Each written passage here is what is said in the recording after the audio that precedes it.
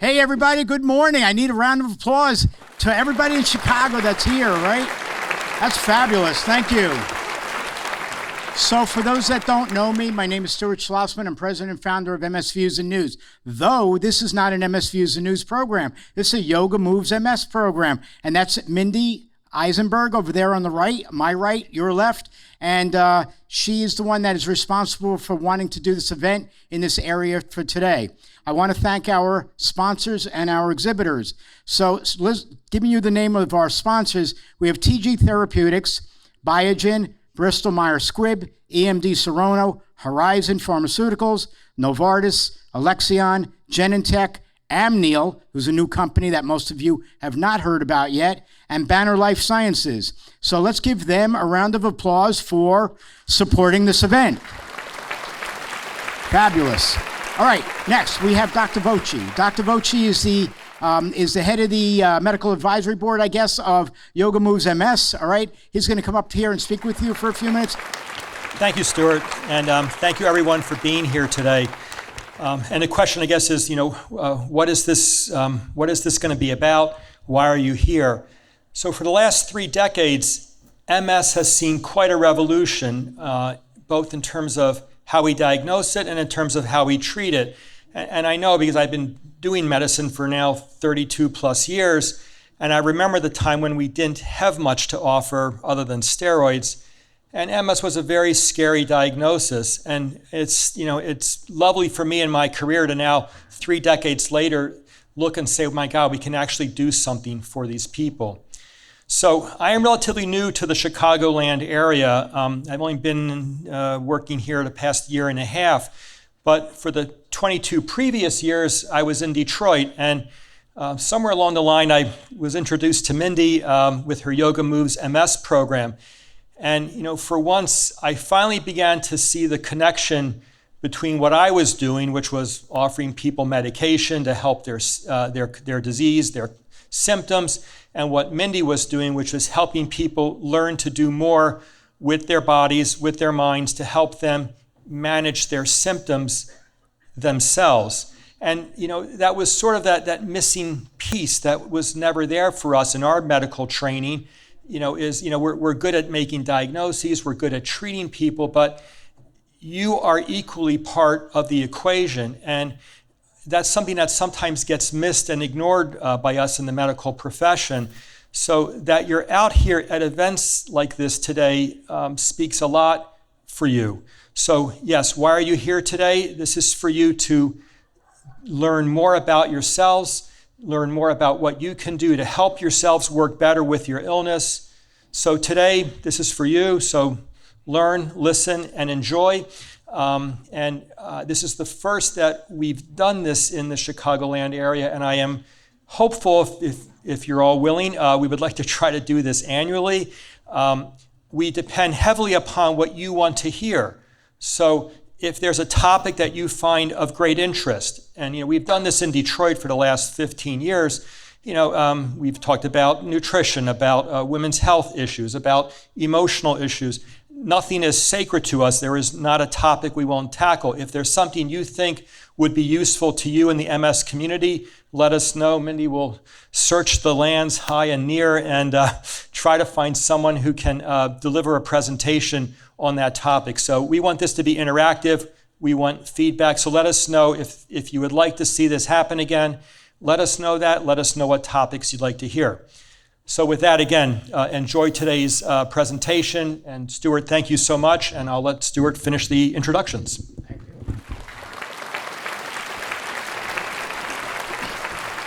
All right. Sorry about that. But quickly, before I introduce Dr. Model, I just want to let you know, again, my name is Stuart Schlossman. I'm president and founder of MS Views and News. We're doing programs around the country since 2009, all right? But in the last 5 years, we're providing more than 50 educational programs live in different portions of the United States on the medications, on resources, and other informations which are beneficial to the MS community.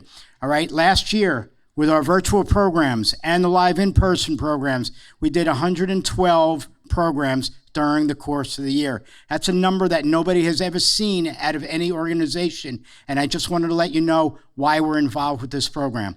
So with that, now let me introduce Dr. Model. All right, briefly, Dr. Model is President, Department of Kinesiology and Nutrition, Director, Integrative Physiology, Laboratory Director, Exercise Neuroscience Research Laboratory, College of Applied Health Sciences, University of Illinois. When do you sleep? Okay. Dr. Professor Model has systematically developed a research agenda that focuses on physical activity and its measurement, predictors, consequences, and interventions in persons with neurologic diseases, particularly multiple sclerosis. Professor Model has generated a body of research on the validity of common physical activity measures in persons with MS. This has resulted in the foundational research on quantifying differences in physical activity, particularly rates of moderate to vigorous activity in persons with MS. So, I cannot wait to hear what you have to say. So let's bring up Dr. Model, and he will speak with you for approximately half hour, 35 minutes. Thank you.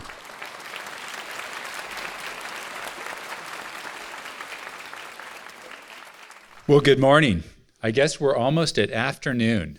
Thank you for joining us today. And just one quick clarification. I'm not the president of the Department of Kinesiology. I'm just a lowly professor. So I'm going to talk with you about exercise training and multiple sclerosis. And to Mindy's chagrin, I'm not going to spend a lot of time talking about yoga. I'm going to leave that to everybody else. I will lay down my cards right up front. I don't know a lot about yoga, but I'm always interested in studying the benefits of new modalities for improving life with multiple sclerosis. So I'm going to start with an overview. And there have been really major advances in the last decade in our understanding of multiple sclerosis. We now understand that there are 1 million people in the United States who are living with multiple sclerosis. That's nearly 2.5 times greater than the prevalence estimates that we've been utilizing for over 30 years. So that's been a major advancement in our understanding of multiple sclerosis. The other thing that we're learning is that multiple sclerosis and its prevalence is shifting across the lifespan. We used to think of multiple sclerosis as really a disease that affects individuals in their 20s, 30s, and 40s. But nowadays, we're understanding that MS is most prevalent in individuals who are 55 to 60 years of age. And as our population continues to age, that's only going to increase over time. What we know about MS is that it is an immune-mediated neurodegenerative disease of the central nervous system. It results in demyelination and transections of axons, and ultimately the loss of neurons throughout the brain, brainstem, and spinal cord. Some of the more common consequences of this disease that I'm going to talk about today are cognitive and walking-related problems that have huge impacts in the lives of individuals with MS. We further know that this disease results in fatigue, and fatigue is a very debilitating symptom, depression and pain along those lines.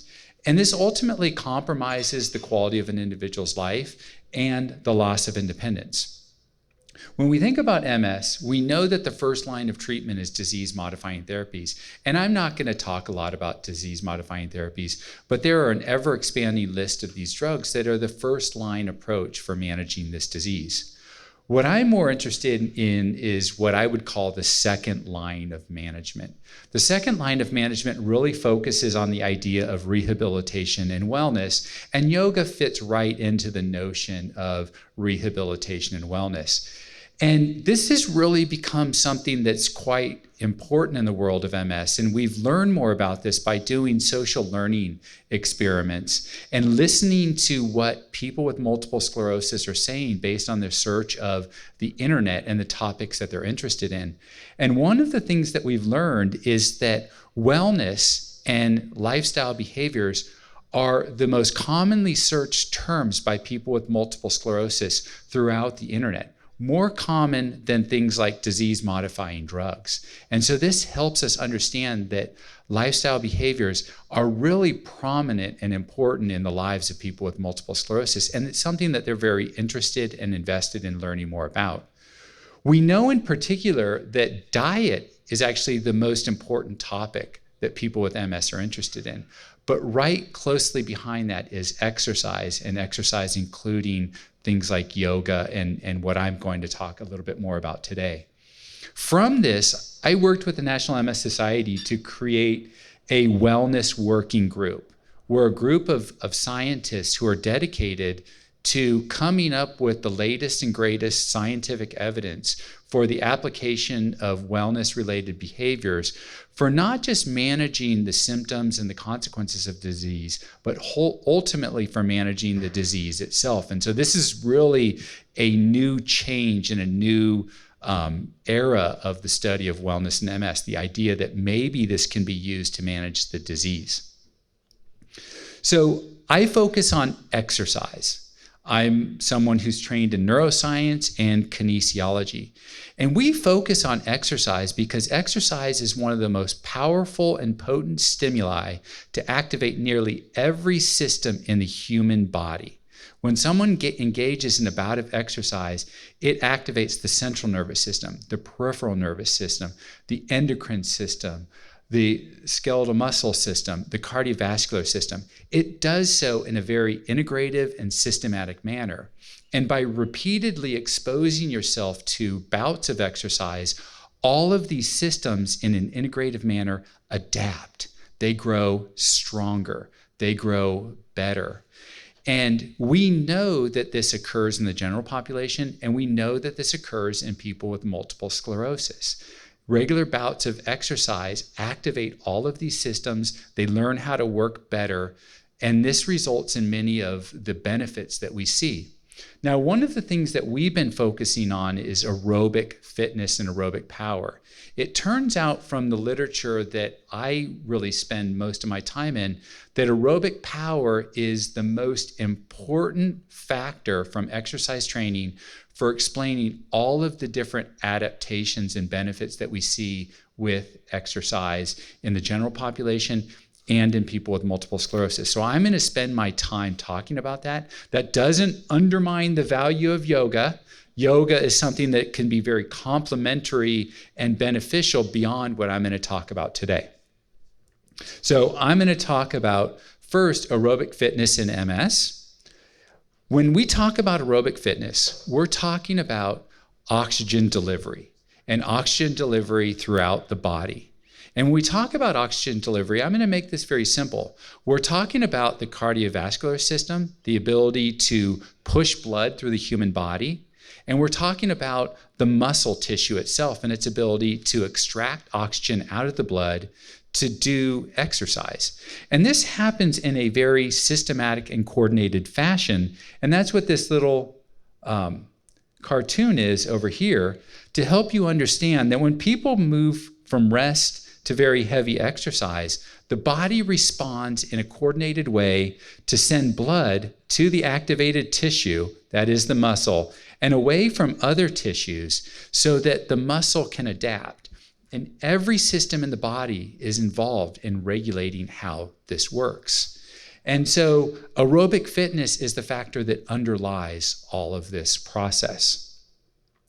Now, there are lots of protocols for measuring aerobic fitness, and we've developed many of these over the last 22 years that we've been involved in exercise in people with MS.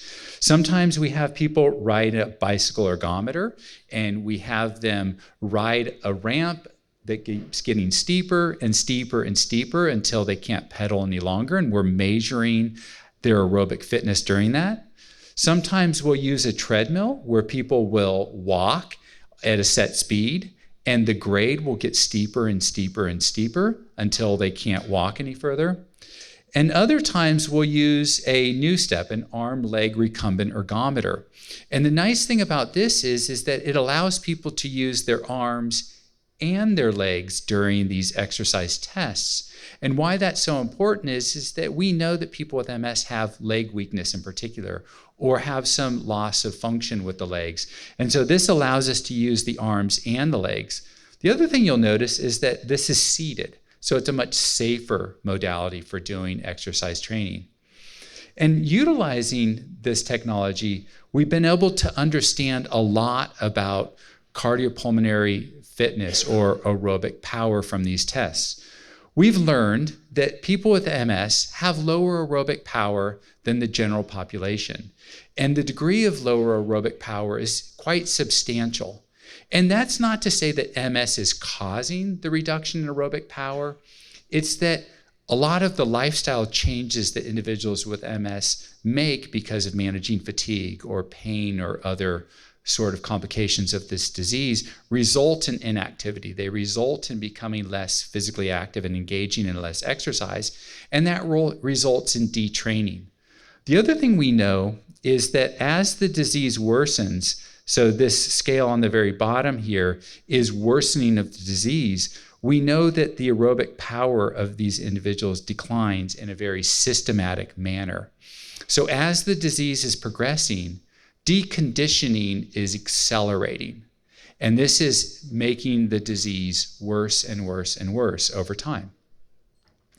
These are data from a colleague of mine in Europe where he summarized all of the evidence on aerobic power in individuals with multiple sclerosis. And what they ultimately report relative to controls is down here, that regardless of how you measure aerobic power, individuals with MS have lower aerobic power. Now, where this becomes very important is that the decline in aerobic power in people with MS compared to controls is substantial enough that it results in many system changes within the human body. So that leads to what I'm going to talk about next, which is what are some of the outcomes of reduced aerobic fitness in persons with multiple sclerosis. So this is a study or a series of studies that we did while I was at the University of Illinois Urbana-Champaign, where we are looking at aerobic fitness and its relationship to the structure and integrity of the brain using magnetic resonance imaging. And in this study, we had individuals do a test to measure their maximum aerobic power. And then secondarily, we had them do an MRI so we could look at areas of the brain that are often affected with multiple sclerosis. Areas such as the thalamus, which is a major relay area associated with cognition, or the hippocampus, which is another area of the brain that's associated with learning and memory, or the basal ganglia, which are areas of the brain that are associated with movement and the control of movement in a smooth, coordinated manner. And in each of these plots over here, what we're showing is aerobic fitness on the x-axis and a brain structure and its volume on the y-axis. And as aerobic fitness is higher and higher and higher, the volume or the integrity of these different structures is better. And these data suggest that aerobic fitness is important for maintaining the integrity of the brain in people with multiple sclerosis. And if that's true, it suggests that we can start to improve aerobic fitness and increase the volumes of these different structures within the central nervous system. And I hope that's something that is exciting to you, because oftentimes we talk about trying to slow the loss of tissues within the brain. We're talking about improving or increasing the volume of tissues within the brain through aerobic exercise training. These are data looking at aerobic fitness and cognition. And so many of you, when you go see your neurologist, they'll do a test called the Symbol Digit Modalities Test, or they'll do tests of learning and memory. And they're doing this to look at neural performance and whether you're having a decline in cognition over time. And so what we became interested in is how is aerobic fitness related to cognitive processing speed, so how fast you can bring information in, make a decision about it, and provide a correct response, and learning and memory.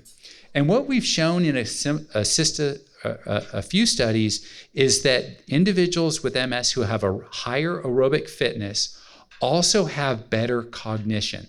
They can process information more rapidly, and they can learn and remember information more readily. So again, we're oftentimes talking about slowing the loss of cognition as people with MS develop worse disease over time. In this context, we're talking about using aerobic fitness as a way to improve, to restore in a clinically meaningful manner cognition in people with multiple sclerosis. We've also provided data to show that aerobic fitness is related to how well people ambulate or walk, and the underlying structure of how people walk based on the spatial and temporal aspects of their movement. And these data, again, are suggesting that aerobic fitness, aerobic power, is related to how well individuals with MS walk and the underlying features of their walking pattern and things that are related to fall characteristics and things along those lines.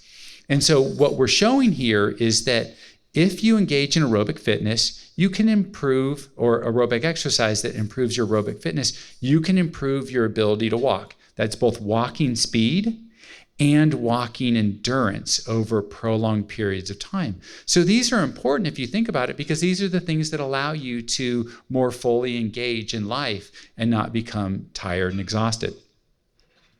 We've looked at aerobic power and fatigue and depression. And in both of these studies here, what we're reporting is that individuals who have higher aerobic power are less likely to be fatigued and less likely to be depressed. And so when we think about fatigue as an example, having higher aerobic power allows you the capacity to do more things in everyday life before you experience that severe level of lassitude that's so debilitating that it interferes with your ability to continue to engage in everyday life tasks. So we're talking about utilizing exercise to improve aerobic power and improve, i.e. reduce the level of fatigue that someone is experiencing in general and over the course of a day. And the same thing is occurring with depressive symptomology. The last thing I want to talk about is health-related quality of life and independence and participation. So this slide here has to do with health-related quality of life. That is, whether individuals are living with poor physical health status and mental health status from a global perspective in life. And these data are suggesting that individuals who have higher aerobic power have better health-related quality of life in both the physical and the mental domains. But what becomes even more important is individuals who have higher aerobic capacity are able to engage in greater activities of daily living. What does that mean? So this means that individuals who have higher aerobic power report that they're better able to engage in shopping, going to the grocery store and being able to take care of those things that are so important to our independence and quality of life. Able to do housekeeping and laundry-related tasks. So if you have higher aerobic fitness, you're better able to do household tasks like cleaning or able to do your laundry and things along those lines. Maintaining the ability to be responsible for your own medication status and things along those lines. And then the other thing that I think becomes very important when we think about multiple sclerosis, there's oftentimes an end result on reduced capacity to work or loss of employment altogether. And these data are suggesting that individuals who have a higher level of aerobic power are able to maintain their occupational status and work full-time for a longer period of time. And that becomes a very important outcome in people with multiple sclerosis. So what I wanted to do there is make the case that aerobic power is a very important endpoint that we need to target to improve brain structure and function, to improve walking and cognition, to improve fatigue, depression, quality of life, and to maintain a high level of independence. But the next question becomes, how do we do this and can we do this? So I'm going to briefly review randomized controlled trials. These are gold standard trials that look at exercise training for improving aerobic power in people with multiple sclerosis. So we're jumping back decades, and it's really important that we jump back decades. This is the first study that was ever conducted and published on aerobic exercise training in people with multiple sclerosis. And this study was led by Jack Pettijan, who was a renowned neurologist at the University of Utah, and his colleague, Ed Gatmeyer, who's a physical therapist at the University of Utah. And what they did is they undertook a very ambitious study. They wanted to do a 15-week aerobic exercise training intervention to look at the outcomes in people with multiple sclerosis. What was really ambitious at the time is that they were doing this when it was thought that aerobic exercise was unsafe and dangerous for people with multiple sclerosis. They were doing this in a landscape where people thought that aerobic exercise might actually make the disease worse, not better. And on top of this, they were using an aerobic exercise stimulus that was very high intensity and vigorous. And many people begin to think, well, if you do that, you're going to cause many complications with multiple sclerosis, such as thermogenic effects, where people heat up and it causes lots of symptomatic results. And so I bring all these things up because this was a very controversial study at the time. It was a study that was funded by the National Institutes of Health of our government, but it was a study that was funded and conducted with a high degree of monitoring for the safety of individuals with multiple sclerosis based on many concerns. And so they did this randomized control trial, 15 weeks of aerobic exercise, 3 to 4 days a week at high intensity exercise compared to a control condition. They measured aerobic power, but they also measured fatigue and a variety of other outcomes. And they did the exercise on this really simple device here. This is a Schwinn Aerodyne, very, very old bike where you pedal the legs and you move your arms back and forth at the same time, and they move around a fan. These things are still out there today. They're a beautiful piece of exercise equipment, and if you can find one at your local thrift store for $5, pick it up and don't waste your money on a treadmill or something far more expensive, because this is simple and it works and they're great. And what they reported here is that there was a significant and meaningful increase in aerobic fitness with this exercise training stimulus over a 15-week period of time. And it not only improved fitness, but it managed many aspects of the disease. So one of the ways that our neurologists and colleagues in neurologists study the disease is they put you through a neurological examination. They come up with something called the Expanded Disability Status score, and they showed in this study that they could actually reduce EDSS scores. Reduce EDSS scores. Most of the studies that we do in the pharmacological world are trying to slow down the worsening of EDSS scores. We're talking about reversing disability in this very early study in people with multiple sclerosis. Now, at the time that they did this study, they weren't doing MRI, they weren't doing very fancy measurements of cognition and fitness. But suffice it to say, this study really put exercise on the map as something that was not harmful, but actually beneficial and had the potential to reverse many of the consequences of the disease. Now, the question becomes, how much can exercise improve aerobic power in people with multiple sclerosis?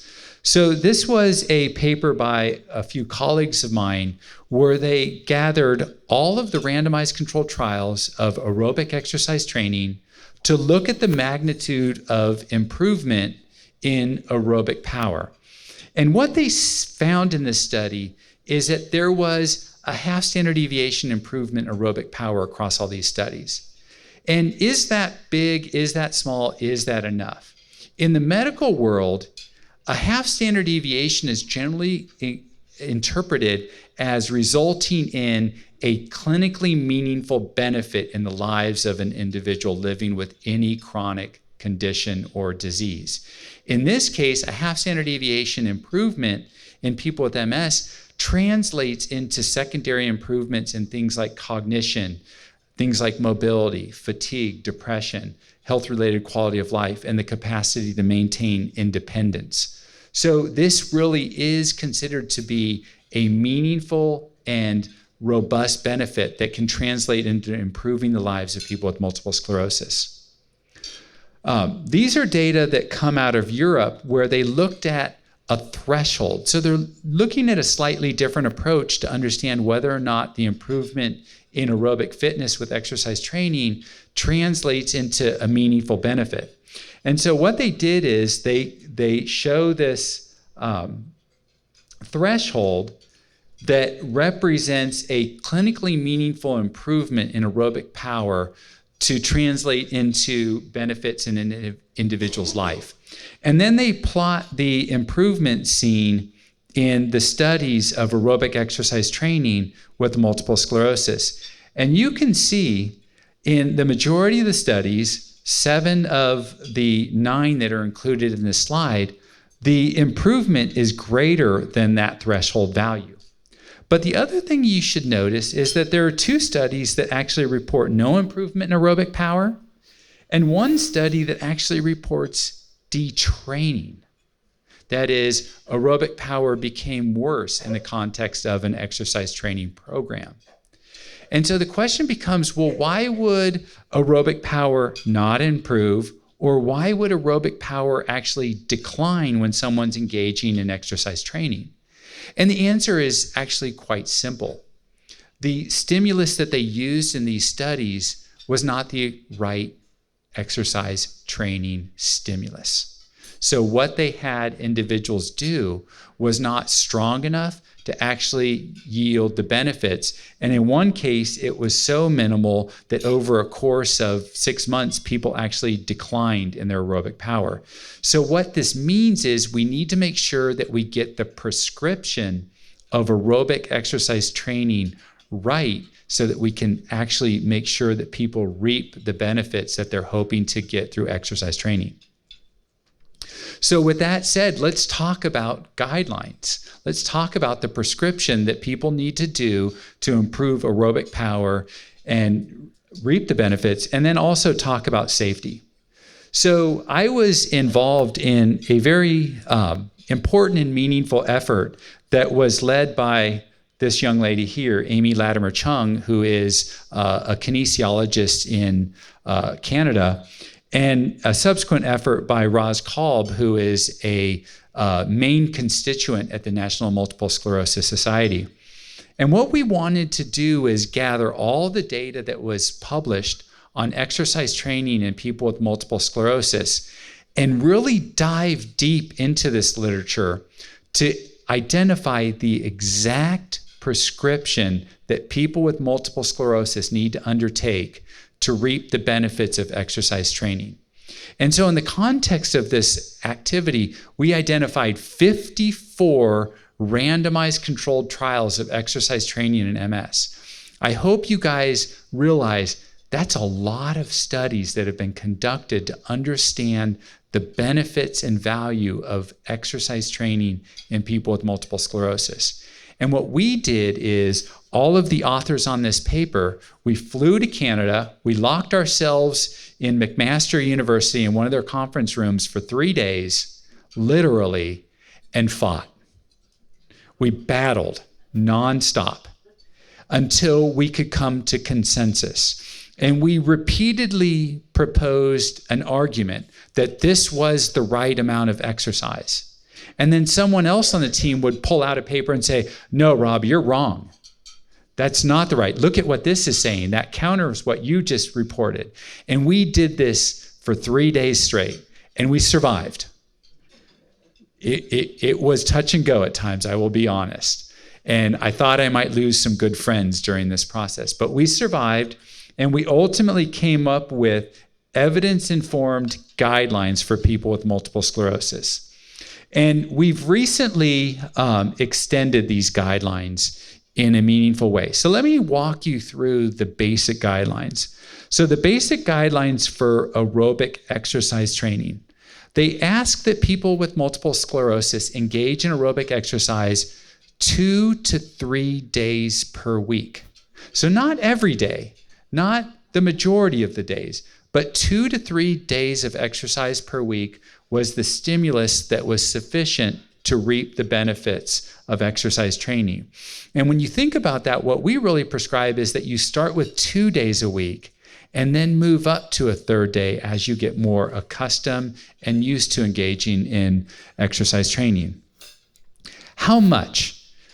We suggested, and the data suggested, that individuals should start with 10 minutes of exercise when they first start up.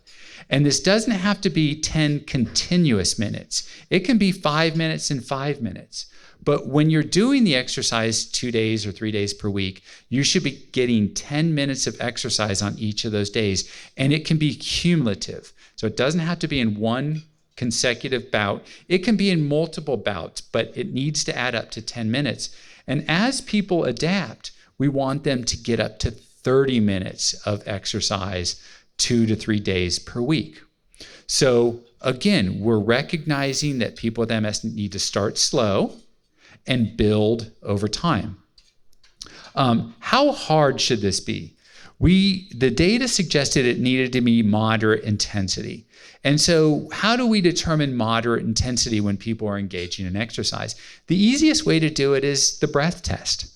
If you're engaging in moderate intensity exercise, you can still kind of have a little bit of a conversation with someone, but you can't engage in a full-on prolonged conversation. If you're doing that, you're walking or moving too slowly and not intense enough. But if you're not able to utter but a few words before you're out of breath, you're exercising too intensely. And so we oftentimes tell people, when you think about moderate intensity exercise, utilize the breath test while you're moving.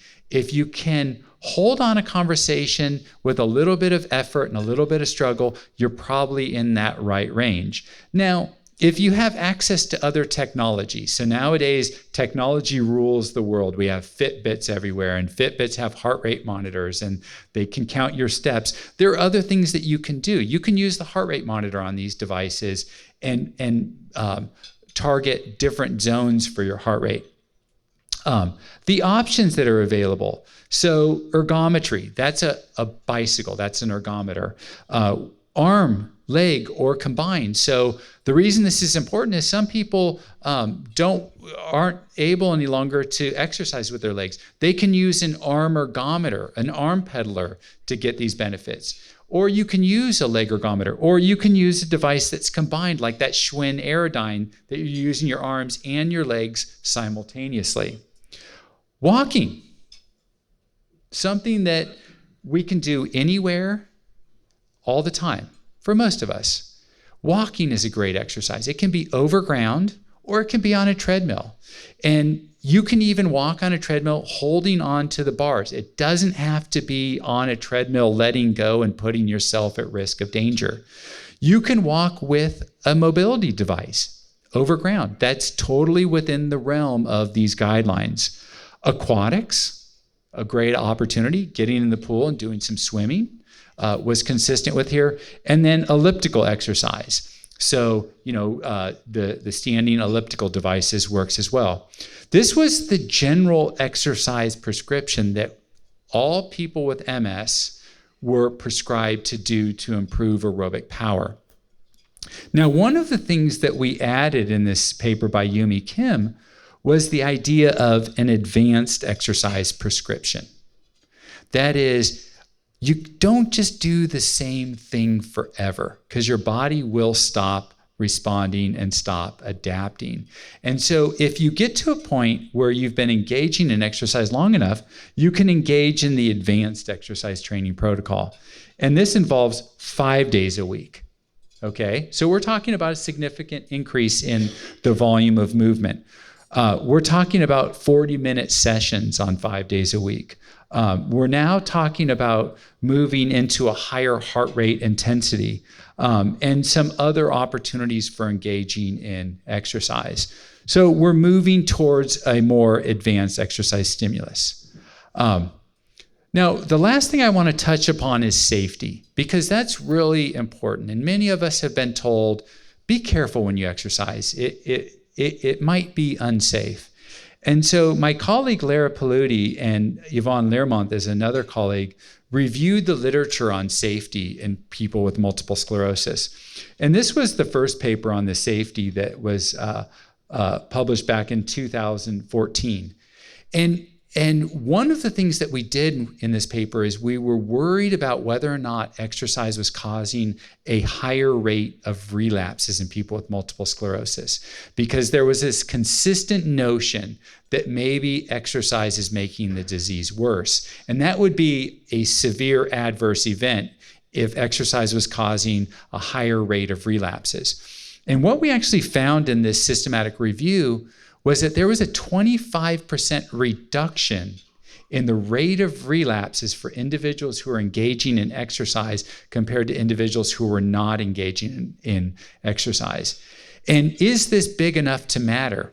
Well, our neurologists will remember back in the day that a 25% reduction in relapses was enough to get medications approved by the FDA. So this is big enough to actually say that exercise is not causing adverse events in the form of relapses, but it's actually reducing the number of relapses and the rate of relapses. That's big news.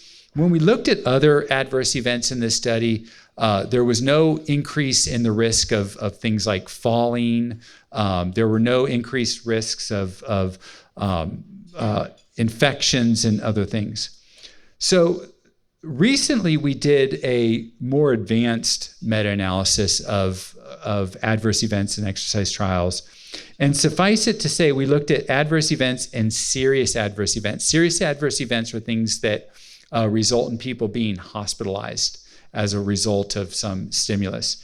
And what we found in both of these studies is that on average, across all of the studies that have been conducted, which you can see that there are quite a few of exercise training, the rate of adverse events and serious adverse events is no different with exercise compared to the control condition. So exercise is not causing these adverse events. So the last thing I want to talk about is, how do we promote exercise and get exercise into the lives of individuals with multiple sclerosis?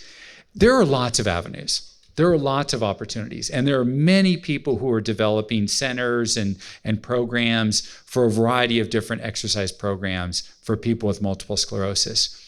So how do we get people to start to want to access those and utilize those? So we've been spending a lot of time over the last 10 years understanding the healthcare provider, and in particularly the neurologists, as agents of change to promote exercise in people with MS. And the question is why would we start with a neurologist? Well, raise your hand if you see a neurologist. They're the perfect place to start, right? They just don't know anything about exercise. That's the problem. And they'll tell you that. They know that. So people with MS told us the neurologist is the person we see. They're the person who we value. They're really the person who we want to get the initial push about exercise. And then we talked to the neurologists and they said, yeah, we're willing to do that, but we have such little time that we'll be the agent of initial push. But then there has to be someone else to take charge and move it forward. And so that's where we got into the other elements of the healthcare provider team. The nurse, who's often in the practice, is someone who can do this. And nurses actually receive training on exercise as part of their degree requirements. A physical therapist, what a wonderful opportunity to connect people from the neurologist to a healthcare provider to promote exercise. An occupational therapist is another avenue. Occupational therapists' entire missions are to help people live more active in their life. That's occupational therapy. Rehabilitation psychologists, the list goes on. And so what we've developed and what we're proposing is a model where a neurologist, whom all of you see, becomes the nexus of change, the starting point of change. But then they provide all the reasons why you should engage in exercise that's really salient for you and your life with multiple sclerosis that only you and your neurologist understand, okay? Because that's a very, very privileged relationship that you have. Once that initial conversation about why you should exercise occurs, the neurologist helps you come into contact with the next line of individual to help put an exercise program in place that ultimately will change your life with multiple sclerosis. And so with that, I will say thank you and take questions. Thank you very much. Everybody give a good round of applause. That was great, right? So again, I'm going to go around the room. Does anybody have a question? Is there a specific heart rate that this person should be trying to get up to in order to do beneficial exercise? Great question. So when we talk about heart rate, we often will suggest that people should exercise at a heart rate that's about 40 to 60% of their age-adjusted maximum heart rate. So for example, if you are a 20-year-old individual and we utilize age-adjusted heart rate, the max would be 200, and 40% of that would, we can figure out the math there, would be about 80, and 60% would be 120. So your heart rate would be between 80 and 120 during that period of time. That's the simplest way to do it. There are far more complicated ways to do it, but that would be the simplest. Hi,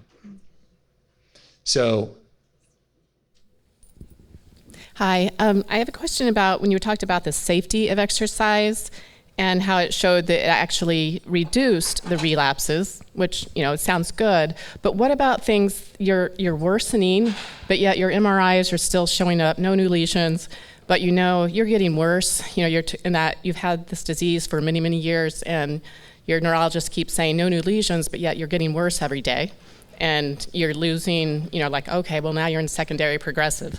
Will this exercise help someone like that? So I'm not going to get into the medical management of multiple sclerosis because that's so far beyond my purview.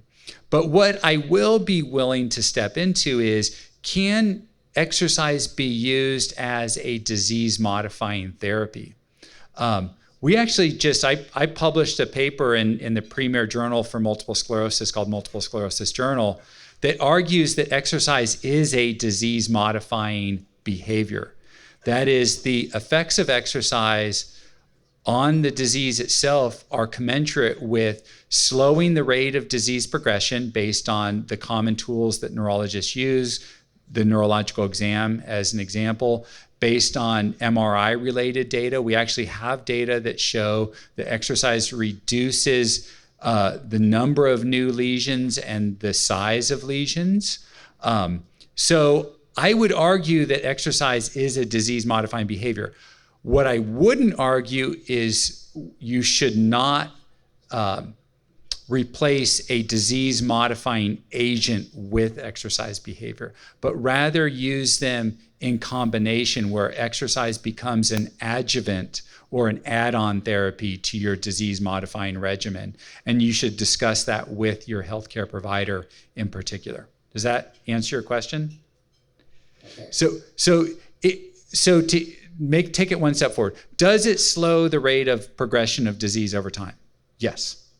Based on the neurological examination and the scoring, which is the expanded disability status scale score, there are robust data to show that we can make that plateau, or in some stages of the disease actually reduce the EDSS score, which would make a more normal neurological exam. My question is, you talk about it as a disease. Exercise can be a disease-modifying drug.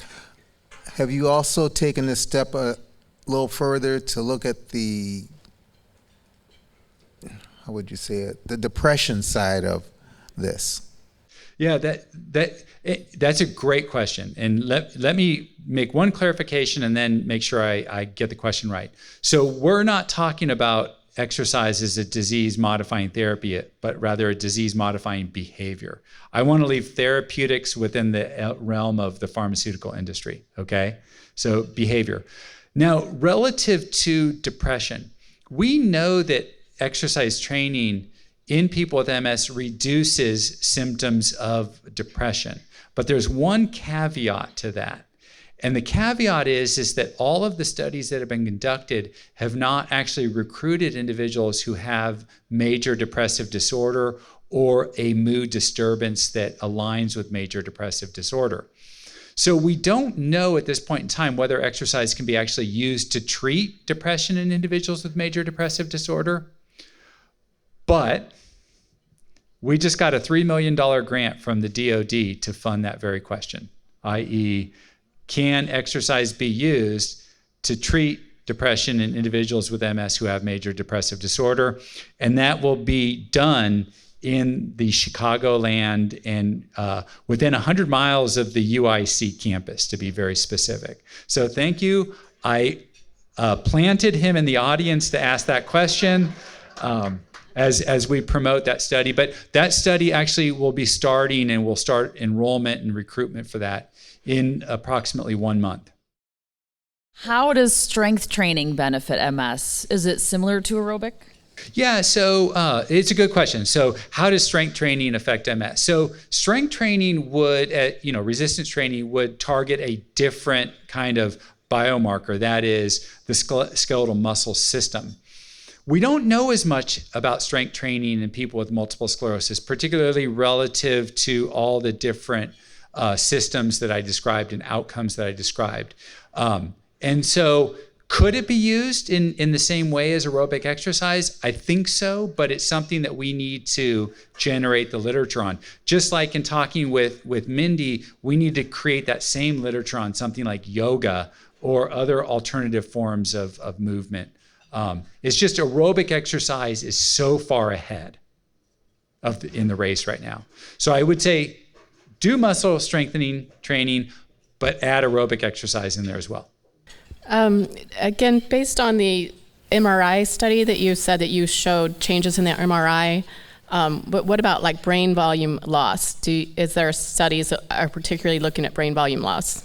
Yeah, that's a great question. So we look at brain volume loss in very specific areas of the brain. So we're interested primarily in the thalamus as a major relay area of the brain that's associated with cognitive processing speed.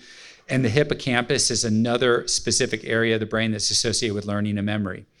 And with aerobic exercise training, we've demonstrated a number of randomized controlled trials that we can increase the volume. So we're not talking about slowing loss. We're actually talking about increasing the volume of the thalamus and the hippocampus as two regions. And then when we look at whole brain, we see smaller whole brain changes than we do relative to these specific areas.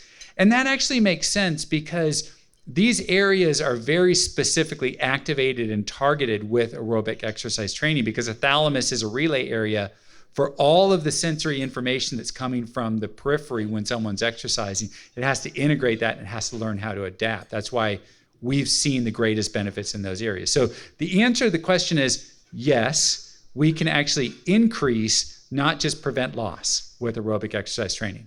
Have you seen any evidence on breath work for oxygen delivery? This is also an and, right? And therapies and aerobic power and breathing to increase oxygen delivery to the tissues and muscles.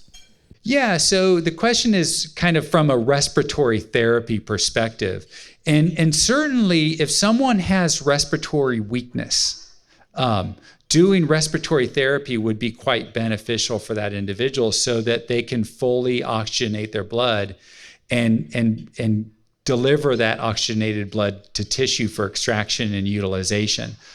I don't think that respiratory therapy from an oxygen consumption perspective and aerobic power perspective is as relevant in people who have normal respiratory power and strength, more so in people who have respiratory weakness. That would be something that would be complementary with aerobic exercise training.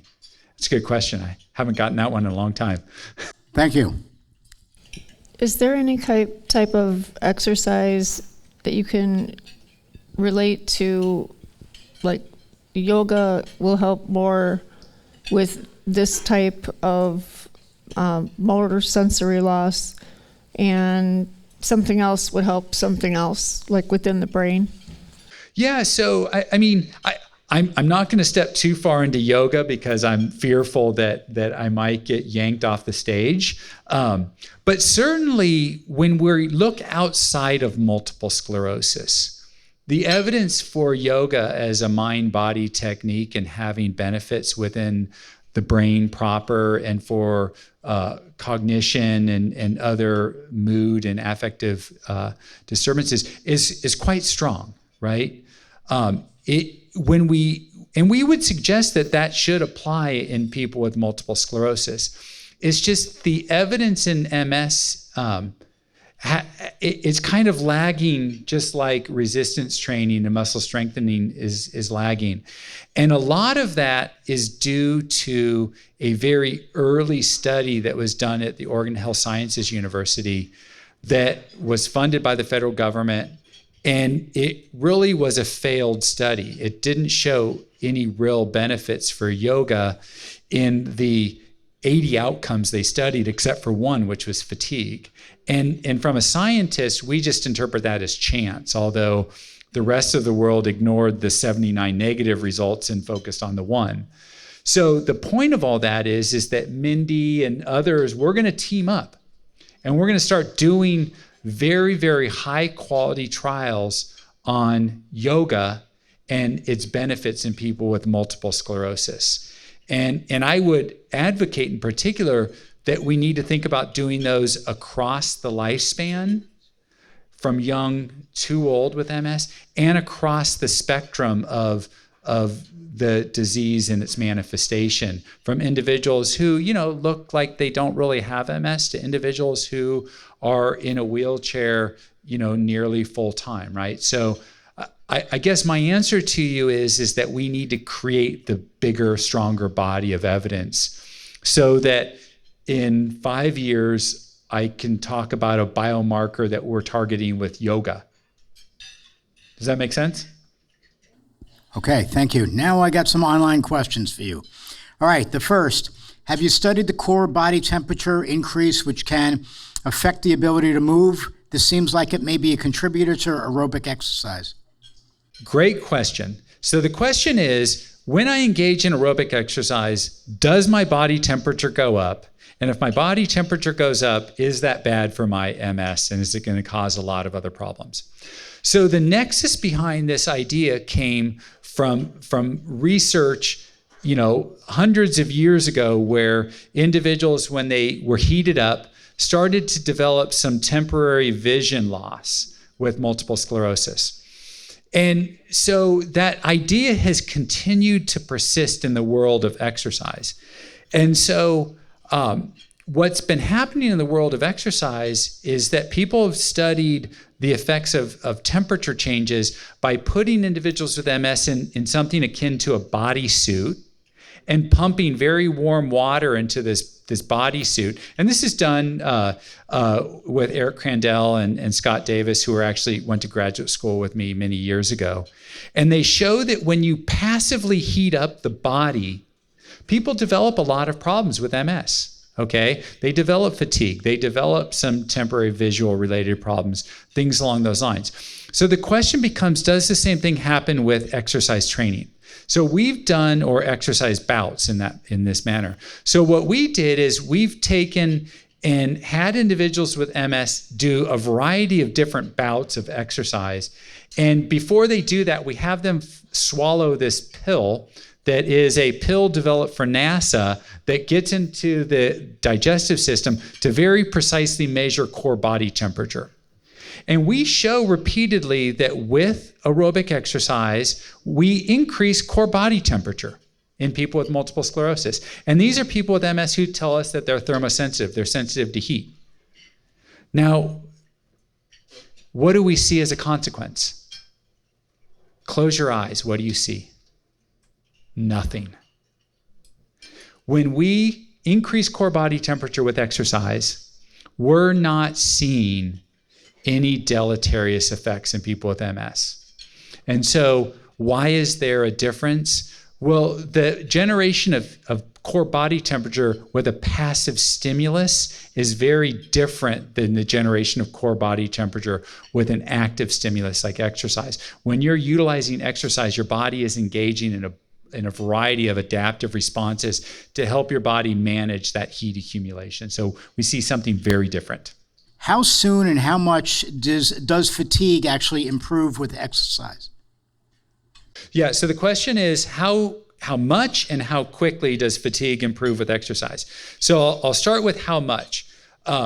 We have data to suggest that individuals who engage in exercise experience a reduction in fatigue that takes them from being in a grouping of having severe, impactful, deleterious fatigue to being below that threshold of having deleterious, impactful fatigue. So using something like the fatigue severity scale, we can reduce it enough to put people into a non-severely fatigued state. So that's impactful. How quickly does it occur? The body has to adapt, right? So the body is responding to aerobic exercise training. It's going to take a little while. When you first start engaging in exercise, you might experience more fatigue initially, but then over time, as your body adapts, let's say, 4 to 6 weeks into ongoing exercise, you'll start to not have that problem with fatigue, and over a greater period of time, that's when we start to see the reduction in fatigue. I'm trying to go faster so we can get to your last question. Last question is, thank you for that. Going back to the aerobic training, can you describe actual aerobic power more? And how does this relate to the duration, exercise strength, or intensity for the heart rate? Yeah, that's a course that I teach for an entire semester. So aerobic power and maximum aerobic power is the maximum rate that someone can bring oxygen into their body, get it into the blood and bound to red blood cells, delivered to the tissue, and extracted, okay? That's essentially aerobic power in the simplistic way. Bringing oxygen in, getting it bound, delivering it to tissue, utilizing it for work, and the highest rate that you can do that. And the second part of that was how to change it? I have MS, I don't remember. Okay. The second part of that I'm thinking is, how do you change that? You don't change your heart rate with exercise training. You change the extraction part of it so your muscles become better able to take oxygen out of the blood when it gets to the muscle tissue and utilize it. And you become better able to deliver it because the delivery, it's not a heart rate change, but it's a stroke volume change. Stroke volume is how much blood your heart pumps out every time it beats.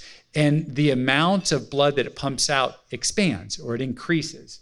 And that's how we get these adaptations with aerobic exercise training. Thank you.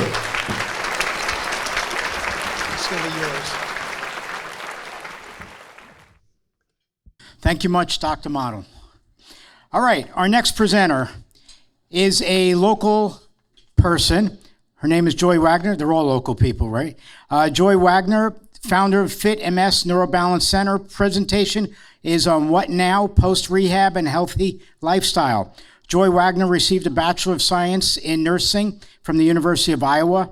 She has practiced nursing and taught in the health field since 1982, changing her focus to multiple sclerosis, autoimmune, and other neuromuscular conditions after being diagnosed herself with MS in 2001. Determined to regain her independence, Joy developed a rehabilitation protocol for herself. She named this program Fit MS in 2003 when she began teaching other MS patients at local MS facilities. I could go on and on with all these different presenters, but let's just get her up here and get listening, okay? Come on up, Joy. Thank you. Thanks very much. So we told you a little bit about me. I'm Joy Wagner. I will be 63 years old in a couple of weeks, and I've been at this MS game in some fashion officially since I was 41, so we're talking about 22 years, and realistically since I was 23, so we're talking about 40 years. But I was diagnosed when I was 41. So my MS story, though, really starts when my brother, who was 29 years old, was diagnosed with MS. I was a pediatric and OB nurse, and when he was diagnosed, I did what all nurses do. I dug deep to look for the information that I learned in nursing school and didn't use after that. And I tried to learn more about what was going on with him and how I could help. A nurse's job, which is what I still say I am at the Neurobalance Center, is to identify an unmet need and look for a way to meet the need. I started that about a year after I was diagnosed, and I was able to go back to work because when I was diagnosed, I couldn't stand or support myself or feed myself or things like that. And so when I went back to work, I decided to work with MS patients. And when I was visiting them in their homes, I was finding people who were isolated, who felt like their lives had been derailed. They were angry, they were depressed, and they weren't doing much. And they were sure they were the only one in this predicament. And maybe they were in that small group of people that they hung out with, the small group of people that they were exposed to. But I knew then that I had to introduce them to other people who were in the same boat, fighting the same battle, living with the same stuff. And so I took the rehab program that I developed for myself and I called it Fit MS. And I put a little sign up, and 5 people came the first day. And the train left the station. And here we are 23 years later, and we have a 10,000 square foot building. And now we're trying to figure out how to help people beyond our building because not everybody can get to us in Barrington. So that's my brother and me, much younger. So did you know, I think is a really important thing here. So I'm going to spend a couple of slides giving you some statistics that hopefully aren't ones Rob already gave you. So there is a rapid increase in autoimmune diseases going on right now. We know that this is environmentally based because genetic changes in the human race don't happen this quickly. They just don't. So we know it's environmental. I love this term, modifiable environmental factors. The list of those is low adherence to treatment, smoking, obesity, low levels of vitamin A and D, high intake of salt, and a sedentary lifestyle. What I love about this message is there are still things that we control. We have MS. There's a lot of stuff we can do about it beyond finding a doctor we trust, telling them everything, because that's the only way they can help you. Don't pick and choose what you share. Staying on treatment, and then doing everything else you can think of to change the way you live to, as Rob would say, slow down the progression. The Neurobalance Center, which is going to be in a lot of the slides we're going to show now, is uniquely accessible. And that was my goal when we finally had our own space after struggling with so many kind of accessible places. The ADA guidelines were developed in 1960. They were last updated in 1990. And in general, they were designed that you could have access with assistance. Our goal, and I'm sure all of your goal, is access independently. We want you to be able to get in the door and have a seat at the table where everybody else is sitting, regardless of where that is. It's a long battle, but I'm waging it anyway.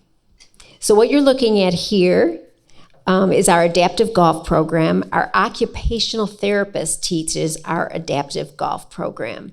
All of our therapists are neuro-based, so they treat all neurological conditions. You're also looking at, on the right, our fantastic horseback riding program. We had such a blast all summer, and we got everybody up there.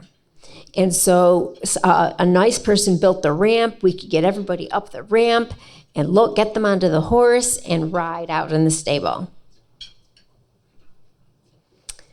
I also think about Well, let me backtrack just a minute. I want to talk about autoimmune diseases. And the reason I refer to autoimmune a lot instead of MS is they are the third most common chronic disease category in this country. The only two things that beat it are cardiovascular disease and cancer.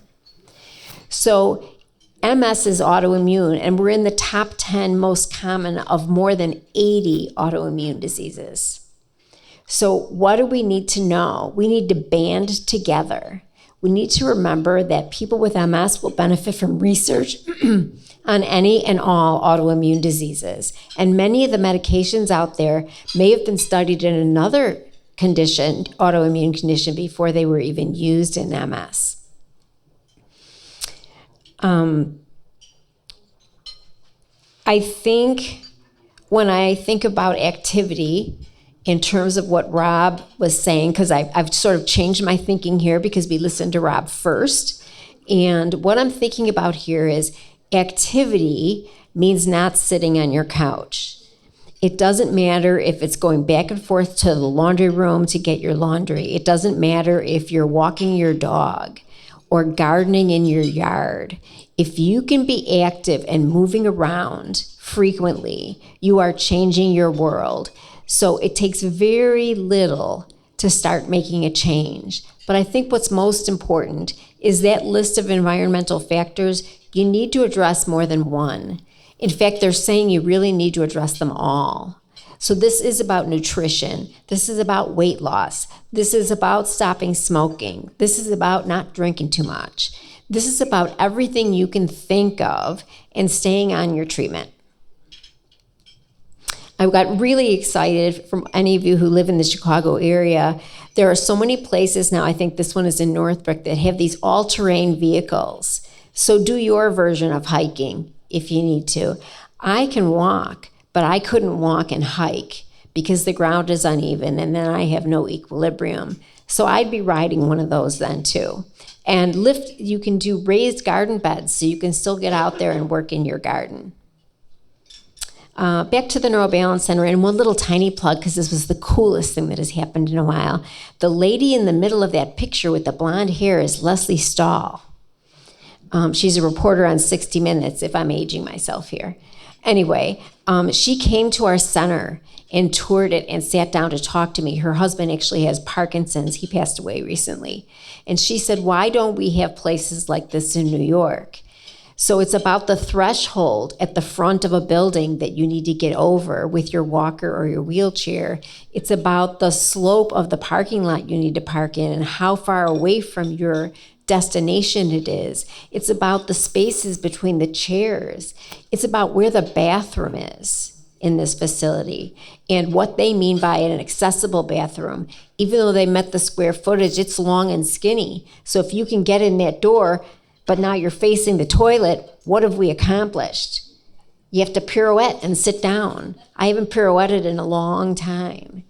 So it's about all of these things. And I think we have to make some noise.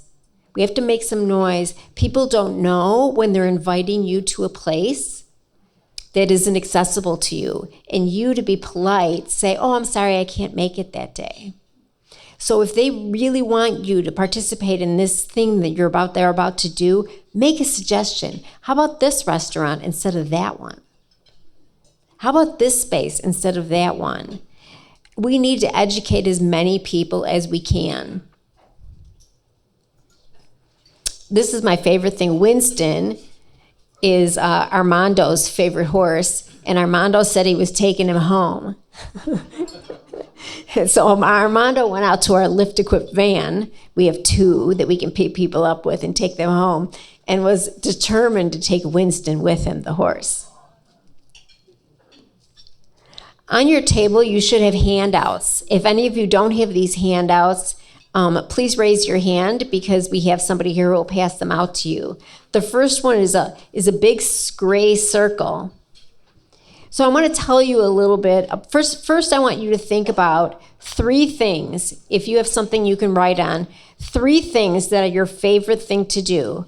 The most important thing to you, your favorite activity, your favorite pastime, the things that give you peace. Is it reading a book? Is it going for a walk? Is it playing with your grandchild? Don't look at this list yet. Put your three favorite things down on paper. Then I want you to take this little circle that has 24 spaces in it. Each of those spaces is 1 hour in your 24-hour span. And I want you to map out your day. So how many hours do you sleep? How long does it take you to get dressed and ready in the morning? How long does food prep take? How long does it take to get to work? Think about all the things in your day, and then you'll understand why you don't get to everything on your list. Because if getting ready used to take you 45 minutes and now it takes you an hour and a half, what are you giving up and not doing? What's not happening? Are you giving up the exercise? Are you giving up prepping your own meals and going to preserved shelf meals? There are so many things that we have to give up when things take us longer to do. And so, since exercise is the place that I know a lot about right now, because I've been watching people do this for all these years, I want you to find 5 or 10 minutes for exercise in a day. Look, I matched Rob. And so the other handout that you have on your table is a 2-sided little exercise routine. And you'll notice on that exercise routine that that person is starting out by laying in bed.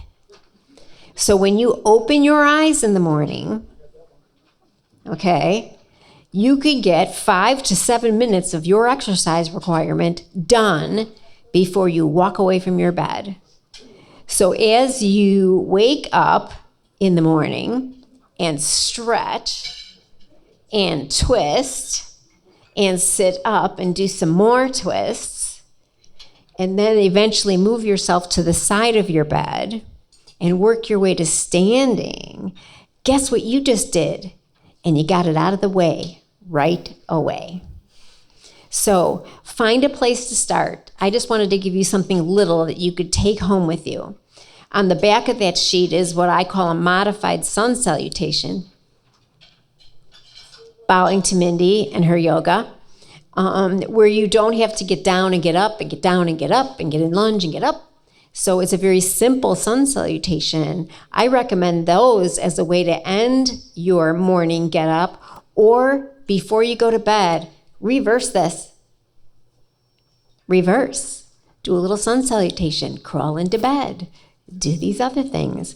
So you could take 5 minutes in the morning when you wake up, 5 minutes in the evening before you go to bed, and you've now found a way to fit exercise into your world. So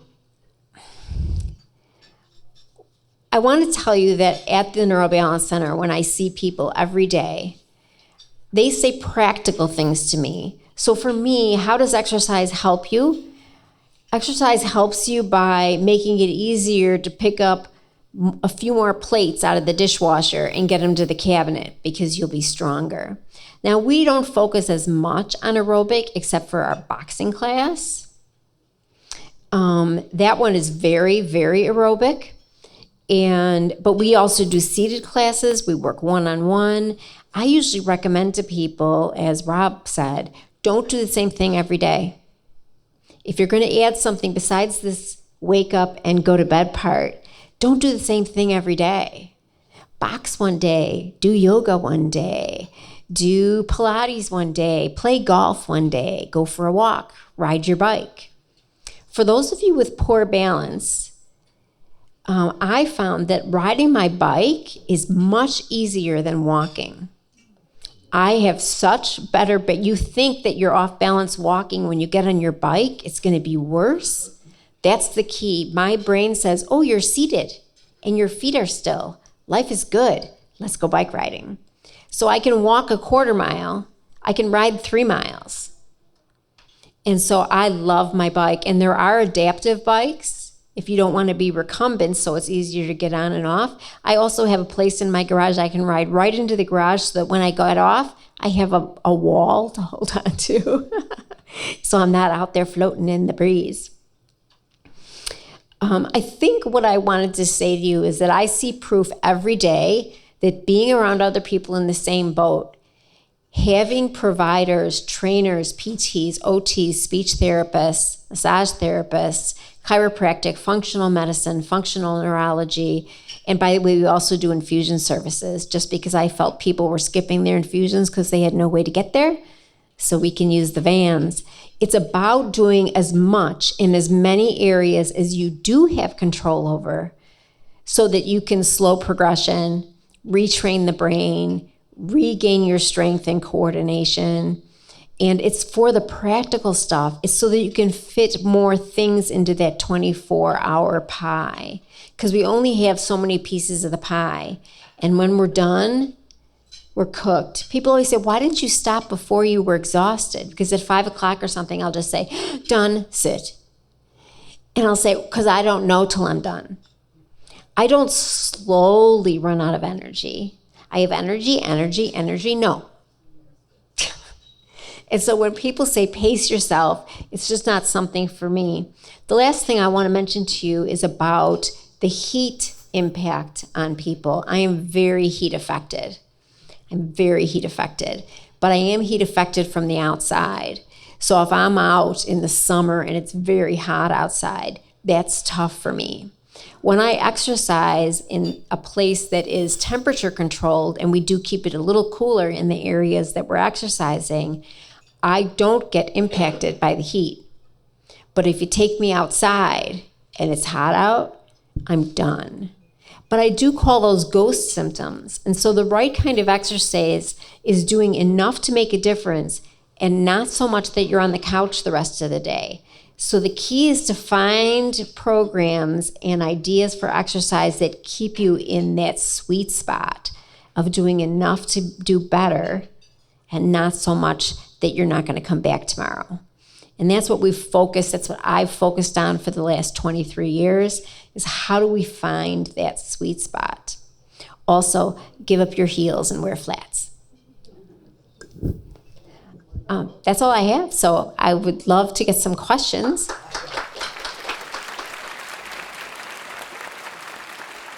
Awesome. Thank you very much. Why are you only in Barrington? Are you going to open any branches or anything? I'm in Barrington because it starts with one. Are you planning on opening more? Yes. One of the things that's really interesting that has come out of even just meeting Mindy is I'm looking for people to partner with, because I am one human and I made this up.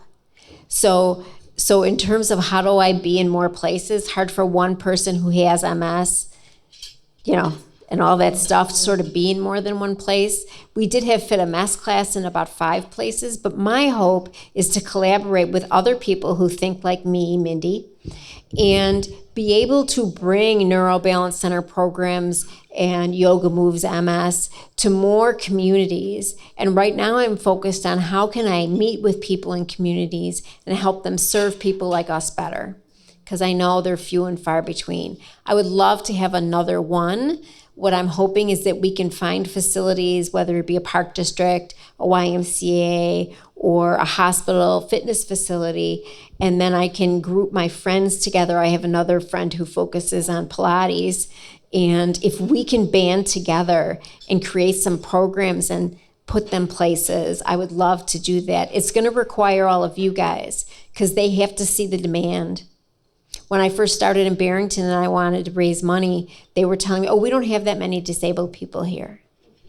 And I was thinking, you just don't see them. You don't see them because there's not enough parking, or the bathrooms are in the basement, or the tables are so close together they can't get to the table. So how do we impact that? How do we change the way communities serve us? How do we make sure they know we're here and are looking for programs? The Neurobalance Center is online. Feel free to tell anybody about our website and tell someone in your community that you're looking for programs. Thank you. For those that have problems with their legs and their feet and they really can't go jumping around or running around, what do you tell people to do to get their heart rate up when their legs are not able to be used?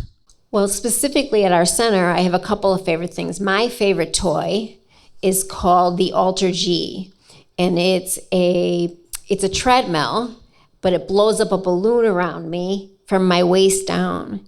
And so I can take off 10% of my body weight, 80% of my body weight, and I can't fall down. And so I can run and jump for the first time in 20 years. And so you can do that at half your weight. There are ways to find a way to keep moving. The Pilates reformer, you can lay down and do jumping jacks, and then you're safe.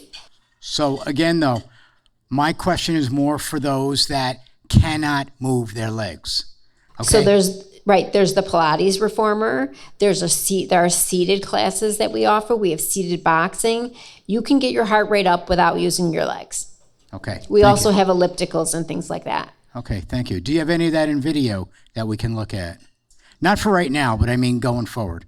Going forward, yes.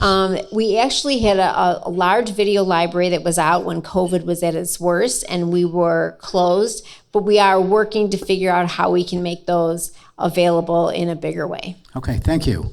Next question. Is there any way to partner up with, like, say, park districts or gyms or even physical therapy places to get some of the services that you offer? That's exactly what we're working on right now. We are hoping that we can, but it's one community at a time.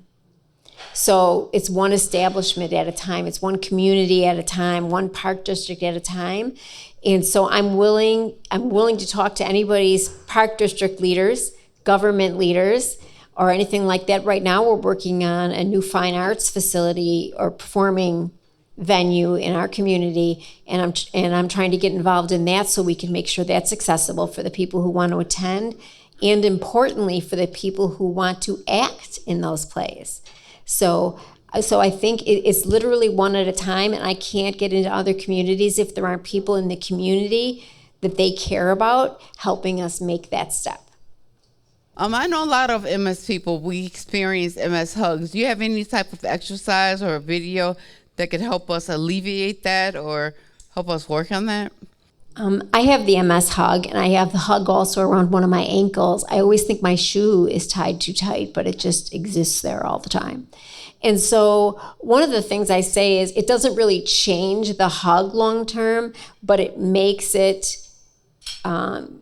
you get distracted from it. And so when you're exercising, a lot of times that doesn't impact you because you're concentrating on other things, and the brain can only pay attention to so many things at one time. So partially it's about distraction and then concentration on something else. But no, it's hard to get rid of the hug. You just have to ignore it, right? Okay, so it comes and goes. It doesn't just like last while you're doing the exercise? No, I don't notice my MS hug when I'm exercising. And I think it's because I'm so busy concentrating on other things, and why I can do leg lifts with my left and not my right. And so I'm so busy paying attention to what's happening that I don't notice my hug and it doesn't impact my ability to exercise. Next over here. Yes. Would you like to hear about a group from the south side of Chicago that's been together for 10 years and has exercised 5 days a week on the Zoom and in person at the health club, aquatic plus physical exercise? Would you like to hear about that for a minute? Is that in... No, but I think if anybody's from that area, seek out the people at this table. This lady right here, and she may be able to help you find some exercise in that area. What town is it? What town is it? What town is it? Orland Park. So the Orland Park area has some exercise that's focused on MS. If you want information, maybe stop over here. Thank you. Thank you very much. Sorry, ladies, but we got to just take the questions right now, okay? All right. Do you have a new step? We have 2 new steps, and one of our new steps, they're very popular, by the way, and one of our new steps actually records and can tell you how you did last time and how you did this time, and has courses that you can walk, and you can even play Pong on it. Remember that computer game? I'm aging myself again, for working on your ankle strength and coordination. So yes, the new steps are very popular. We have 2. All right, last question online. What exercise can be done in a person's home to increase aerobic capacity, preferably without expensive equipment? Well, I'm going to go back to a couple of things. A stationary bike is really helpful if you can get on a stationary bike. I have seen lots, if you have space, I have seen lots of used and older new steps for sale, which can help. Also, there are exercise cycles that are just for your arms, and if you do that for a length of time, your aerobic health is being worked on, your heart rate is coming up. And I think it's more about getting your heart rate up, even if you can get it up 10 beats better per minute. If you can maintain that for 10 minutes, let's say, by cycling for a whole 10 minutes straight, you've done some aerobic exercise. Okay, thank you. We are up to the next speaker, but thank you very much, Joy. Thank you for being here. All right, so our next presenter is Allison Block. And Allison is a multiple sclerosis fellow at the University of Chicago. Her presentation is How Inside and Outside Environment Affect Multiple Sclerosis. This is going to be extremely interesting to listen to. Allison Block is a DO, is a multiple sclerosis fellow at the University of Chicago. She went to medical school at Des Moines University. She recently completed her neurology residency at the Medical College of Wisconsin in Milwaukee. She's currently doing a clinical fellowship in multiple sclerosis at the University of Chicago. Dr. Block also has a special interest in a mimicker of MS called anti-MOG associated disease. I've heard of that. Thank you. All right, next year, she will be practicing with Edward Elmhurst in Naperville, where she lives with her spouse and toddler. And let's welcome Allison. Thank you. All right, thank you so much for that great introduction. And again, I'm Allison Block, and I'm a neurologist doing some extra training in multiple sclerosis at the University of Chicago. Very honored to be here. So as was briefly discussed, I'm going to be talking about some environmental factors that may impact MS, both with regards to development of MS, so risk factors for developing MS, and talking a little bit about how various risk factors may have an impact on one's MS course. So I'll start with a brief outline. Again, we're looking at various factors that can impact MS. I'm going to talk a bit about the gut microbiome, Epstein-Barr virus, obesity, tobacco use, vitamin D, a little bit of research on organic solvents, and shift work. So we'll start out with the gut microbiome. So what is the gut microbiome? So these are all of the microorganisms that live in our gastrointestinal tract. This has been a hot area of research over the past 10, 20 years, including within the realm of MS. We know that the gut microbiome has manifestations throughout the body, and it can influence systemic inflammation. And MS is a state of heightened inflammation. It's a pro-inflammatory state. So recent research has discovered that people who are facing MS have a different microbiome than people who don't have MS. Very recent research, just published in the last month, has discovered that there's a new bacteria found to be elevated in people with MS in a higher proportion than people who don't have MS. The bacteria has been known for a very long time, but it's just been found that this is elevated in people with MS. It's called Clostridium perfringens, and this bacteria can produce a toxin known as the epsilon toxin. Now, when this group looked at Clostridium perfringens, they found that compared to people who don't have MS, people who do have MS have about double the amount of Clostridium perfringens in their gut on average. But then to take this a step further, they looked at how much of this epsilon toxin was present in people who had MS compared to people who don't have MS. And they found that there was thousands-fold more amounts of this epsilon toxin in people facing MS than people who don't have MS. So they started to ponder, well, how does this impact MS? This seems very significant, so how could this be involved? Well, when we're studying MS, typically we use an animal model to try to replicate MS in a more ethical way. And so MS is induced in mice with something called experimental autoimmune encephalomyelitis. Now, it's not a perfect model of MS in the humans, but it's kind of the best model we have right now. There are various ways to induce EAE in mice, and one of the means is to give the mice a toxin that breaks down the secure barrier between the blood and the brain. And so this group, rather than using a typical toxin that's used, like the pertussis toxin, they try to use this toxin associated with Clostridium perfringens, the epsilon toxin, to build a model of MS. And they found that this new model, this new mouse model of MS, actually reflects MS in humans better than any other model that has been looked at. So it seems like this is a very, very promising avenue for a new toxin that is probably related to the pathogenesis of MS.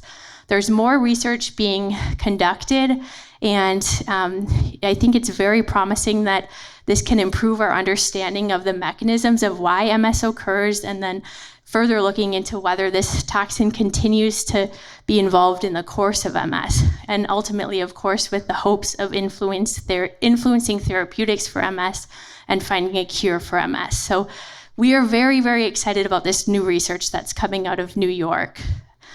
So in terms of now, like, how do we take this information about the different gut microbiome in people who are facing MS and try to influence one's MS course? So unfortunately, there's not a lot of great research about specifics on how to influence the gut microbiome in MS, but our group at the University of Chicago advises people to eat yogurt, so a probiotic, and in general, trying to stick to something that's high in protein, like a Greek yogurt, and low in sugar. It was surprising to me when I was a teenager and started to look at drug labels how much sugar is in a lot of yogurt. So trying to find one that's a little bit lower in sugar is ideal. And then sometimes people also inquire about like other supplements, other probiotic supplements. And again, we don't know specifics in terms of what is ideal to optimize the microbiome in MS, but we advise if you're going to take a probiotic supplement to take one that has more than one microorganism in it. And then more research hopefully will continue to be done to figure out how to optimize that gut microbiome and probably individualize it too. Okay, so we will switch gears and talk a bit about the Epstein-Barr virus. This, as many of you probably know, has been a pretty hot topic in MS for a long time. What is the Epstein-Barr virus? So it's a herpes virus, and it's commonly acquired in childhood. If you get Epstein-Barr virus when you're a kid, usually you're asymptomatic. However, if you get it when you're an adolescent or later as an adult, you develop infectious mononucleosis, and you're symptomatic. Anyone who's ever had EBV has the EBV retained in their body. It lives in a subset of the immune cells, the B cells, and it remains latent. So it's not doing anything it may not be doing anything as far as we know, but we never get rid of the EBV. And we do know that everyone who has MS has EBV in their blood. We also know that when one acquires an EBV infection in adolescence or later, the risk of developing MS is higher than in people who develop EBV in childhood. Now, the mechanism of how EBV relates to the risk of developing MS and whether EBV continues to be involved in the pathogenesis of MS once one is facing MS is not well understood. But we know that EBV is very, very common. Over 95% of adults have EBV in their blood, and most of those people don't develop MS. So how is this related to MS? Well, we don't know for sure, but we're pretty confident that this is multifactorial. So genetics play a role in MS for many people, and we think that this is probably an interaction between the Epstein-Barr virus as well as genetics that may increase one's risk of developing MS. There's currently more research underway to better understand how EBV relates to the course of MS and whether this can be a target for therapies. There are some drug trials going on right now that target Epstein-Barr virus in the body, and then whether there could be some sort of way to use EBV to prevent MS. So people are talking about maybe vaccinating people for EBV when they're very young, but this is all stuff that we have to be very, very cautious with, and we need to understand more about. Okay, so next we're going to talk a bit about obesity. So I want to reiterate what's kind of been discussed a lot throughout the morning and this afternoon, that multiple sclerosis is an autoimmune disease where the inflammatory system is overactive. Our immune system is overactive. So one thing that we know about obesity in general is that it promotes inflammation.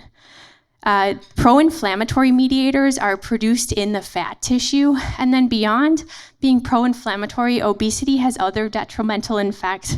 One of the many includes impacting our ability to use vitamin D. It makes vitamin D less available.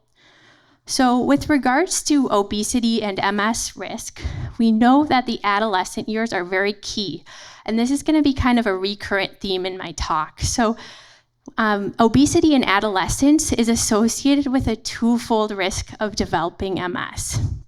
If one already has a predisposing genetic risk factor for developing MS, say they have someone in their family who has MS, and they're facing adolescent obesity, their risk of developing MS actually goes up by 14-fold. So we know that it's very, very important, those adolescent years, to try to maintain a healthy weight. With regards to obesity and the MS course, we know that people who have obesity, especially obesity that's in the abdomen, really heightens the risk of disability from MS. The risk goes up by about 50% to face severe disability from MS in people who have abdominal obesity compared to people who don't. So I think this topic really underscores the importance of diet and exercise, and our group has been really thankful at the University of Chicago to have been partnered with Dr. Model in helping provide education about his studies at the University of Illinois, because he's really world-renowned in his field, and we're really excited and thankful to have him in Chicago. I'm excited to see who we can recruit for his newer trials with regards to depression as well. And then also just underscoring the importance of a healthy diet. Okay, so we'll move along to tobacco use, and you're going to hear a lot of parallels with regards to tobacco use to what we discussed about obesity. Similar to obesity, we know that tobacco smoking is also pro-inflammatory. With regards to smoking and MS risk, smoking increases the risk of developing MS. This is both from active smoking and passive smoke inhalation, and the risks are cumulative. So the more exposure one faces, the higher the risk is of developing MS. With regards to smoking and the MS course, there are a lot of studies that suggest that one's rate of disability progression and symptom progression in MS are very increased at a great rate in people who smoke compared to people who don't smoke. So the rate of disability progression in people who smoke tobacco is 1.5 times to 2 times as fast and as severe as people who don't smoke. Now, otherwise, with regards to disease-modifying therapies, we know that at least with a few of the disease-modifying therapies, they seem to be less effective in people who smoke tobacco. Sometimes people on disease-modifying therapies develop antibodies that work against the disease-modifying therapy. We know that with regards to tobacco, this can be true with natalizumab, as well as with some of the interferons. So why is this the case? Well, the theory is that smoking and MS, smoking impacts MS in a negative way because of the inflammation in the lung that smoking tobacco propagates. We don't see the same risk in people who use oral tobacco like snuff. Snuff is actually protective against MS, surprisingly. We certainly don't advocate for snuff because it, of course, is associated with other risks such as cancer, but the theory is that the nicotine in in the oral tobacco is it's anti-inflammatory, and so perhaps that's why we see that decreased risk. So now we're going to talk a little bit about getting outside. We'll talk about vitamin D. So vitamin D is important. Everyone needs it. It promotes calcium absorption. It's needed for healthy bones. It also supports the immune system. We know that people who faced COVID did better if they had a more normal vitamin D level than people who had low vitamin D levels. We also know that in general, vitamin D decreases inflammation. With regards to vitamin D and MS risk, we know that people with low vitamin D have a higher risk of developing MS. We know that people who live further away from the equator at a more northern latitude, or if you're south of the equator, a more southern latitude, are at higher risk of developing MS, and this is thought to be related to UVB exposure and summer sun exposure in general, which are both involved in vitamin D production. So the risk seems to be most pronounced in one's risk of developing MS and vitamin D level, again, in the adolescent years. We know that people who immigrate from a country of low risk to a country of high risk during their childhood years actually will carry the risk of the high risk country despite living in a low risk country for part of their life if they immigrate before adolescent years. We know that some of the genes that are risk factors for developing MS are related to vitamin D regulation, and so that's part of the theory as to why vitamin D may play a role in making the MS course and risk for MS worse. So in terms of vitamin D and the MS course in people who are facing MS, the research unfortunately is a little bit less certain. There's been some mixed studies on this, but one good quality study showed that early in MS, low vitamin D levels is associated with more progression of disease, more relapses, and a higher risk of having disability down the line. I think that vitamin D is really important to take when you are facing MS, even though some of the data is a little bit more mixed. But I think we just need higher quality data and more rigorous studies in this realm. Our group recommends vitamin D supplementation to all of our patients who have MS, and we check blood levels periodically to make sure that people are at a good level. The target level in MS is greater than 40 nanograms per milliliter. Usually a lab's normal would be 30 or above, but in MS we target 40 or above. Now, it is possible to get vitamin D toxicity, but it's very, very rare. Usually this isn't seen at levels below 150, which is a really, really high level. I've never seen vitamin D toxicity before, but it does have the potential to cause kidney stones and bone loss. So that's why we kind of monitor the levels over time to make sure that we can optimize one's dose of vitamin D. So how can you get vitamin D? The best source is actually probably through the sun. So we recommend that people expose their limbs for maybe 15 minutes a day, wear sunscreen on your face, wear a hat, but try to get a little bit of sun exposure on your arms and legs every day if you can, because we know that vitamin D levels are optimized through UVB exposure. And then I think, but also being mindful of skin cancer risks, then thereafter putting on some sunscreen and making sure that you're watching your exposure as well. But we definitely recommend people spend some time outside in the sun every day if possible. With regards to food sources for vitamin D, there are a lot of foods that are rich in vitamin D. Oily fish like salmon and tuna, egg yolks, pork, and then many foods are fortified with vitamin D, for example, milk. Most of our patients living in this area, though, also have to take a pill to supplement their level and get it up to that goal. Almost everyone in the Chicagoland area has a low vitamin D level unless they're getting outside a lot or taking a supplement.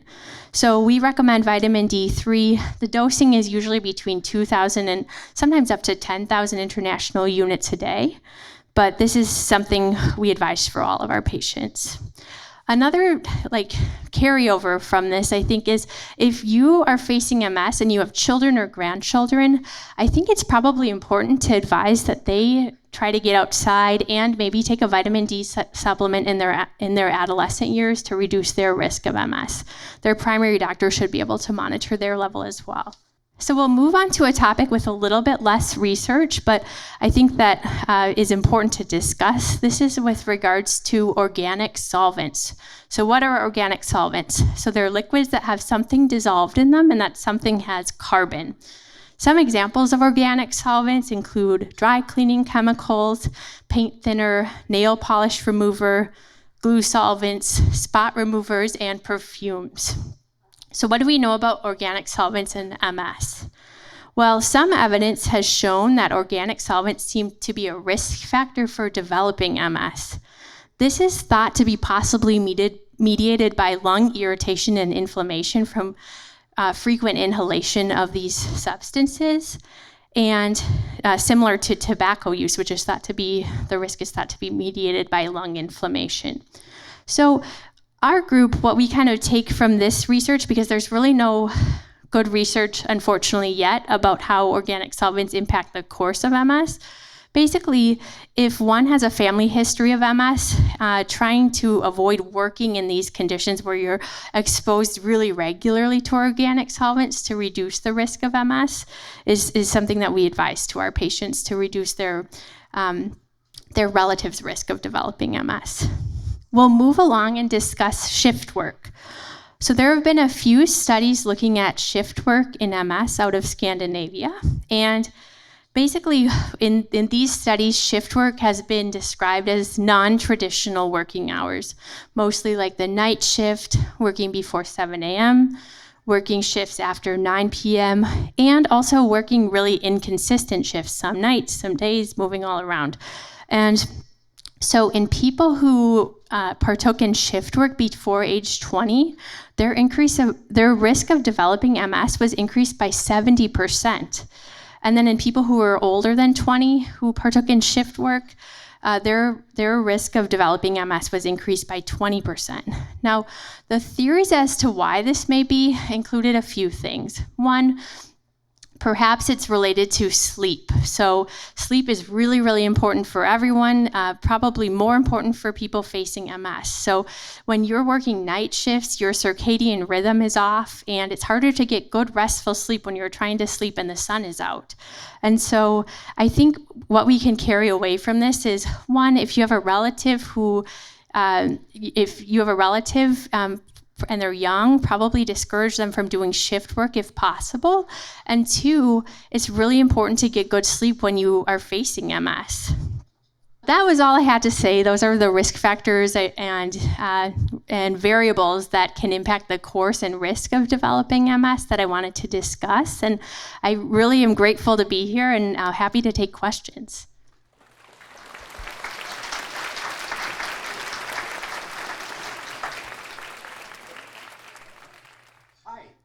Thank you for presenting.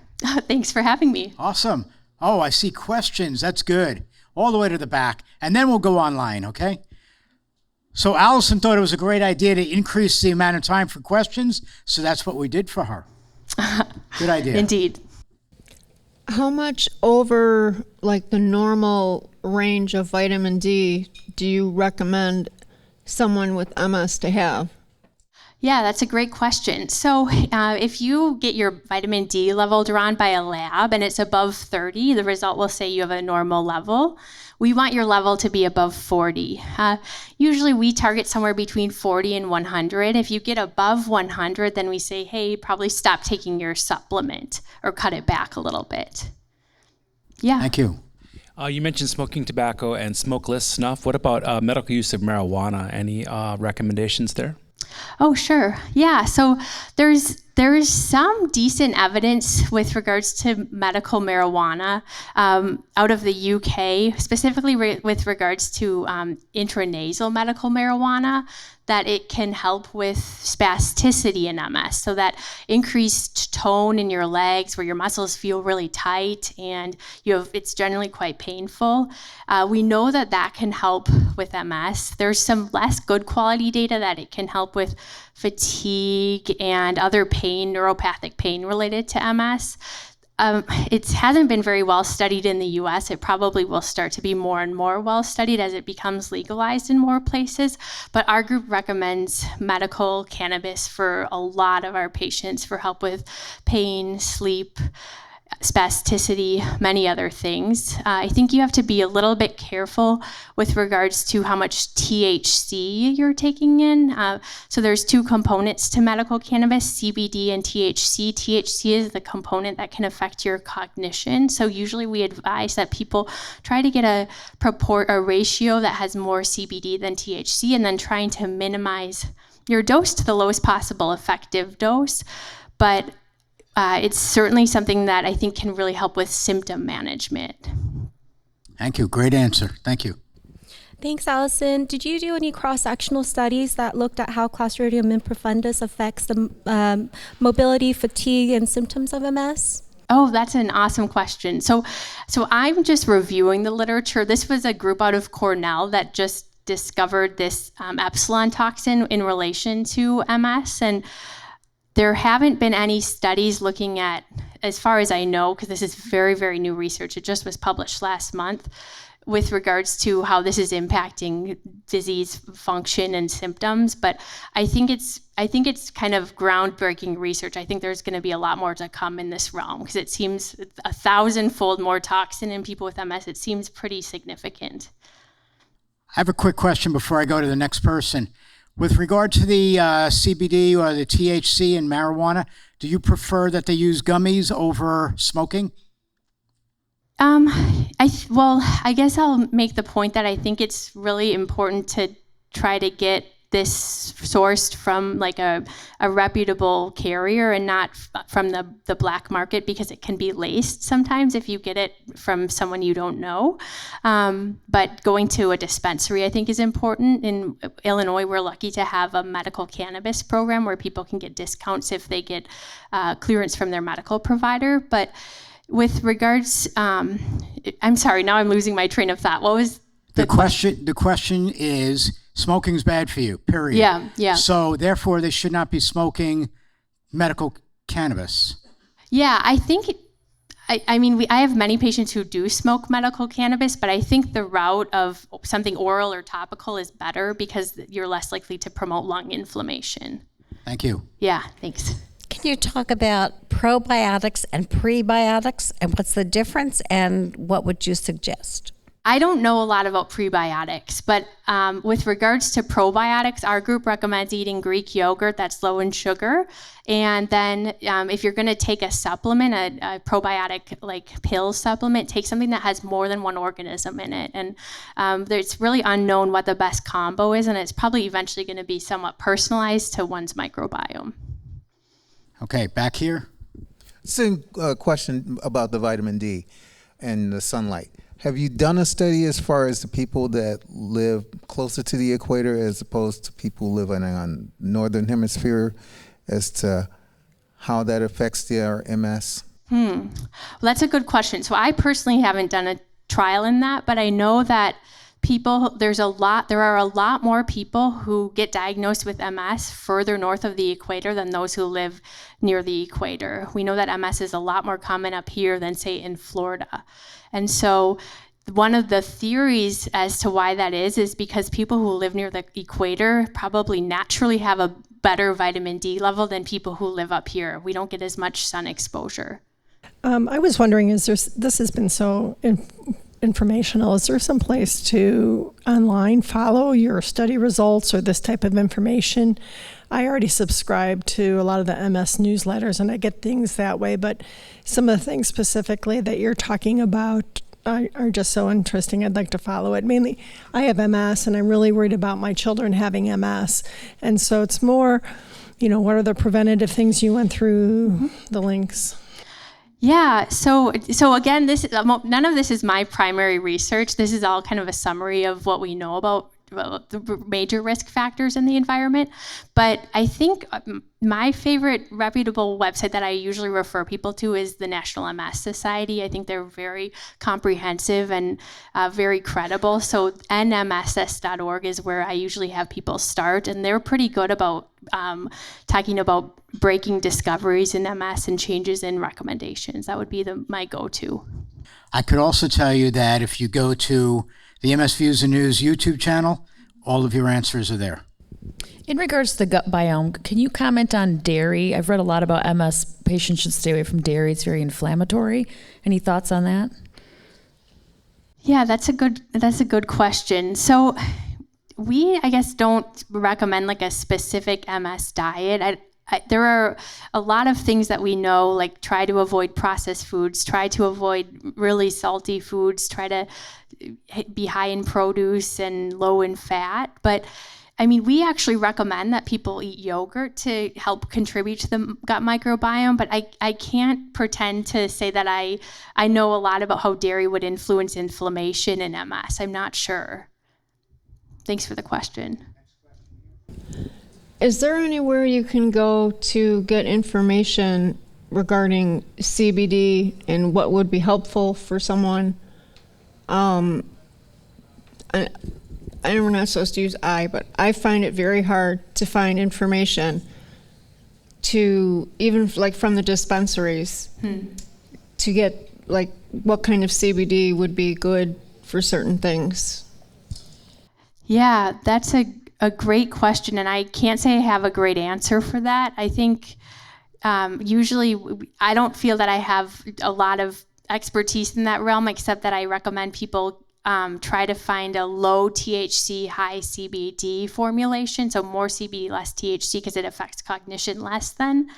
But with regards to targeting specific symptoms, at least for my patients, I think it ends up being a lot of trial and error. So working with a dispensary and trying something like a topical or gummies and trying to figure out what dose works for you. But again, lower THC, definitely we recommend that if possible. And as far as a resource on that, the National Multiple Sclerosis Society definitely does have a lot of information on that, as does a Dr. Alan Bowling from Colorado, who is the leading MS doctor on complementary therapies in the United States and does a tremendous amount of research on medical cannabis.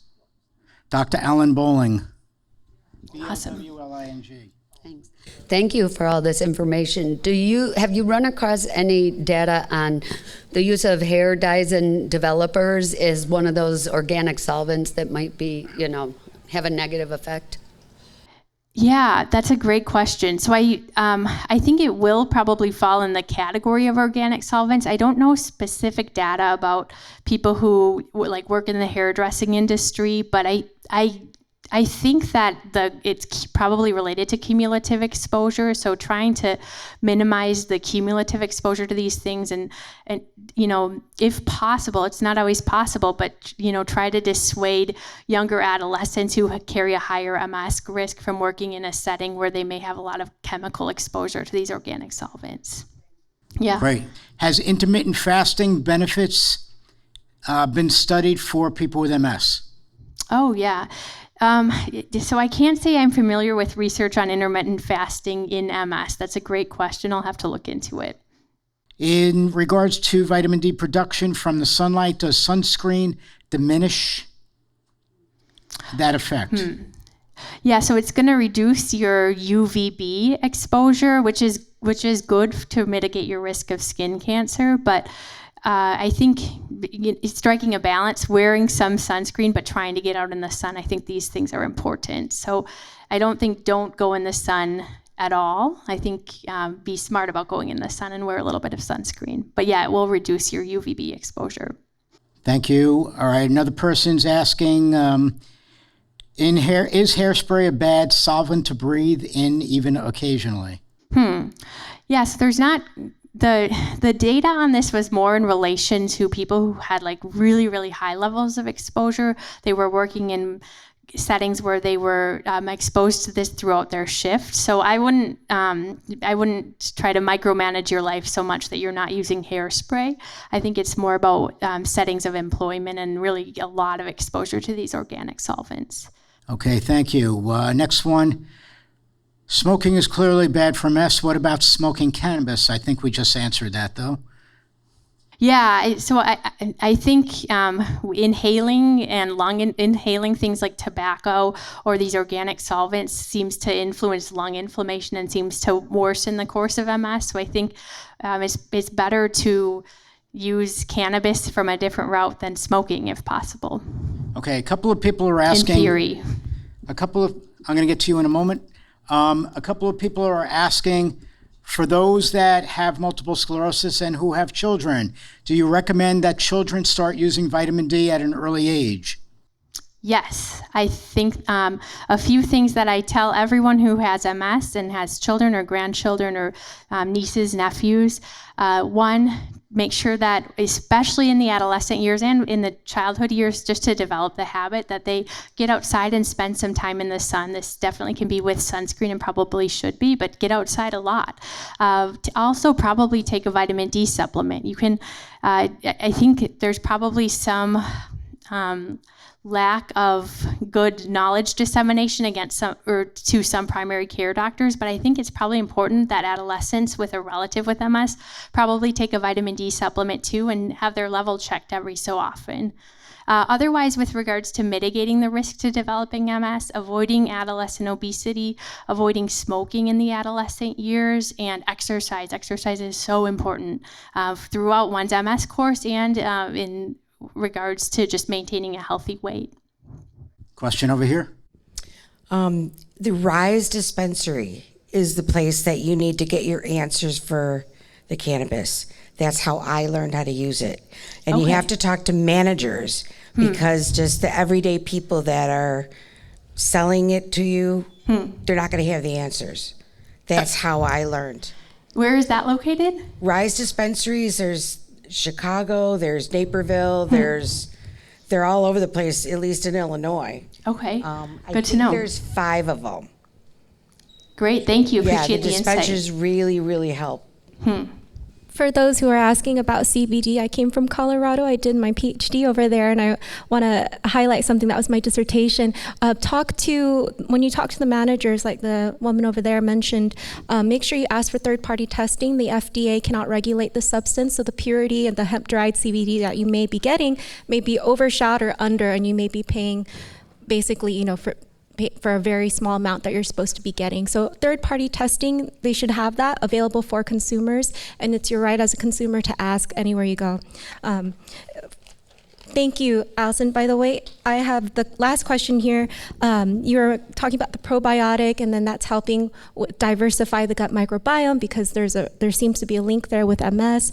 What about kefir? We were looking at kefir and cancer, and we were noticing that there are some changes. Kefir is another type, but we found out that it sticks in the gut better because it's there was a mechanism there versus just a pill every day. Have you guys done any research with that or came across that? Yeah, I haven't. I think it's a great point. I don't know a lot about specifics for what kind of probiotics are best for MS, and I don't think there's really good literature yet with regards to this, but I think kefir is another great option. I think just try to find something that's low in sugar would be the general pearl for me. Yeah, thanks. Okay, thank you. We want to thank Allison for being here. Thank you very much. We're going to get you to turn over your microphone. You can turn it over to Mindy. Thank you. Hi, I'm Mindy, and we're going to have a little break because we've been sitting, not moving too much, right? So it's time to have a break, whether you're at home or you are here. Yep, I see you starting. So let's start by just lifting one or both arms up towards the sky. Yay, today is Earth Day. Yay, Earth. Yay, Earth. Spread your fingers. Reach high. Yes. Now bring your thumb on the inside of your palms and wrap your fingers around. And now circle your wrists. Yep, you might hear some snap, crackles, and pops. That's okay. Reverse it. Yes. Spread your fingers and slowly, like you're pressing down the air, lower your arms down by your side. Awesome. Let's do a side bend. Somebody asked about the MS hug. And I have students that tell me that side bends have helped them. In fact, banana pose has helped them. So you consider stand for your side bend. Feel free to stand if that's available to you. Reach up with your right arm. I'm mirroring you. And we're going to take a side bend now towards our left. There you go. And if you want to lift your other arm and it's available, go right ahead. You can give a little wrap around your wrist with your other hand. Give a little traction. Now take a big breath in so that your belly expands, but your lips are closed. We're going to talk about this later a little bit. Breathing in and out through the nose. Inhale, arms lift up. Exhale, flow your arms down. I want you to just notice, take a breath in and a breath out, and notice how does your body feel just with that one side bend. Inhale, one or both arms are up. Relax your shoulders down your back. Awesome. Let's take a side bend towards the right, using one or both arms. Good. Now push down. If you're seated, push down through your sitting bones. Feel the seat of your chair. Notice one might feel like it's heavier or lighter than the other one. Push down through your feet. Seated or standing, push down through your feet like you mean it. Inhale, arms rise up. Exhale, hands to your heart. I'm so thankful that all of you are here today. This is just an awesome, awesome turnout, both in person and online. We're going to do something fun now. I know Joy mentioned sun salutes. This is a little bit different, but we'll do that after in a little bit. We're going to take our arms up. It's called breath of joy. For joy! I just thought of that. Yay! So I'll show you once, and you want to get space so you don't knock someone near you, okay? Everybody has to do it, okay? You're going to inhale and take your arms up. You're going to exhale and take your arms out. You're going to inhale and take your arms up, and then on the exhale, you're going to say, ha! You got that ha down. Make it even louder. This is breath of joy. If you're standing, you can bend your knees when we do that ha, like you're slicing the air. Inhale, arms rise. Exhale, arms out to the side. Inhale, they lift up. Exhale, ha! Inhale, lift up. Exhale, out to the side. Inhale, rise. Exhale, ha! You guys are awesome. Notice, how does your body feel now? How does your body feel now? Good, let's circle the shoulders around and about and reverse it. Awesome. Take your arms out to the side. Someone mentioned the MS hug. Well, you're going to give yourself a big hug now. Right arm over left, hug. Hug yourself. Wrap your arms around. Notice what you're touching. What are you feeling? You might feel your other arm. You might feel your ribs. Say, I love you. You guys are awesome. Inhale, open up. You know, I think today we should be tree huggers, really, right? So think about your favorite tree. Other arm is on top. Big hug. Big hug. Think of your favorite tree and send it love. Crunch your eyes. Crunch your toes. Pull your belly in. Release, let it go. You guys are awesome. Let's tilt we're going to keep our shoulders neutral and tilt our right ear down towards our right shoulder. Good. You might even lift the elbow on the left side. if you're standing, you might bend the knee on the left side. Inhale, come back up, and drop the ear down towards your opposite shoulder, towards your left. Notice what you're feeling on the side of your neck. You might even feel it down and towards the collarbone area. Maybe the elbow lifts, maybe the knee bends. Inhale, come back to center. Now keep looking straight ahead. Nose is straight, shin is kind of parallel with your seat. Look up towards 12 o'clock, towards the sky. Look down towards Mama Earth. Inhale up to the sky. Exhale down to the earth. Awesome. Take your hands to your heart. Namaste. We'll go on with our next speaker, but just notice how your body feels after moving a little bit.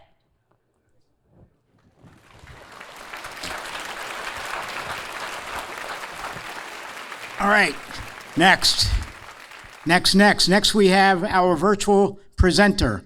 Okay, and this is, you can see her on the screen. She's on the top corner, the right-hand corner of the screen. That's Megan Weigel. Megan is a doctor of nurse practitioner. She's author in Advanced Practice, Holistic Nurse, Multiple Sclerosis Nurse, and so much more.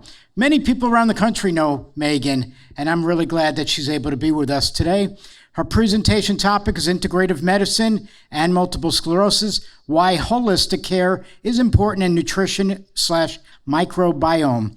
Megan Weigel is a nurse practitioner specializing in neurological care in Jacksonville Beach, Florida.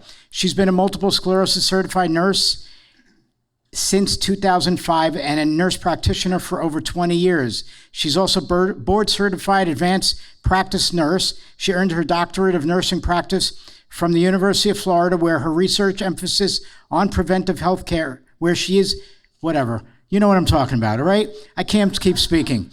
I'm getting tongue-tied here today. Megan, you could explain yourself. How's that, all right? Take it away, all right? Thank you. Thanks for being here. I'm just thrilled to be able to join you virtually. I'm sad that I can't be there in person.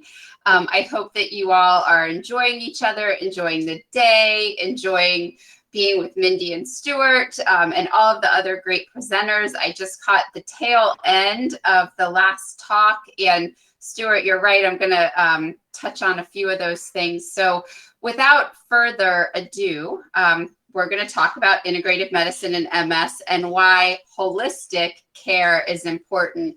And we're gonna think about that holistic as more of the whole, like think of the earth, it's Earth Day today. So not necessarily like, oh, things that are natural, because yes, that is part of this talk, but the whole, you as a whole person.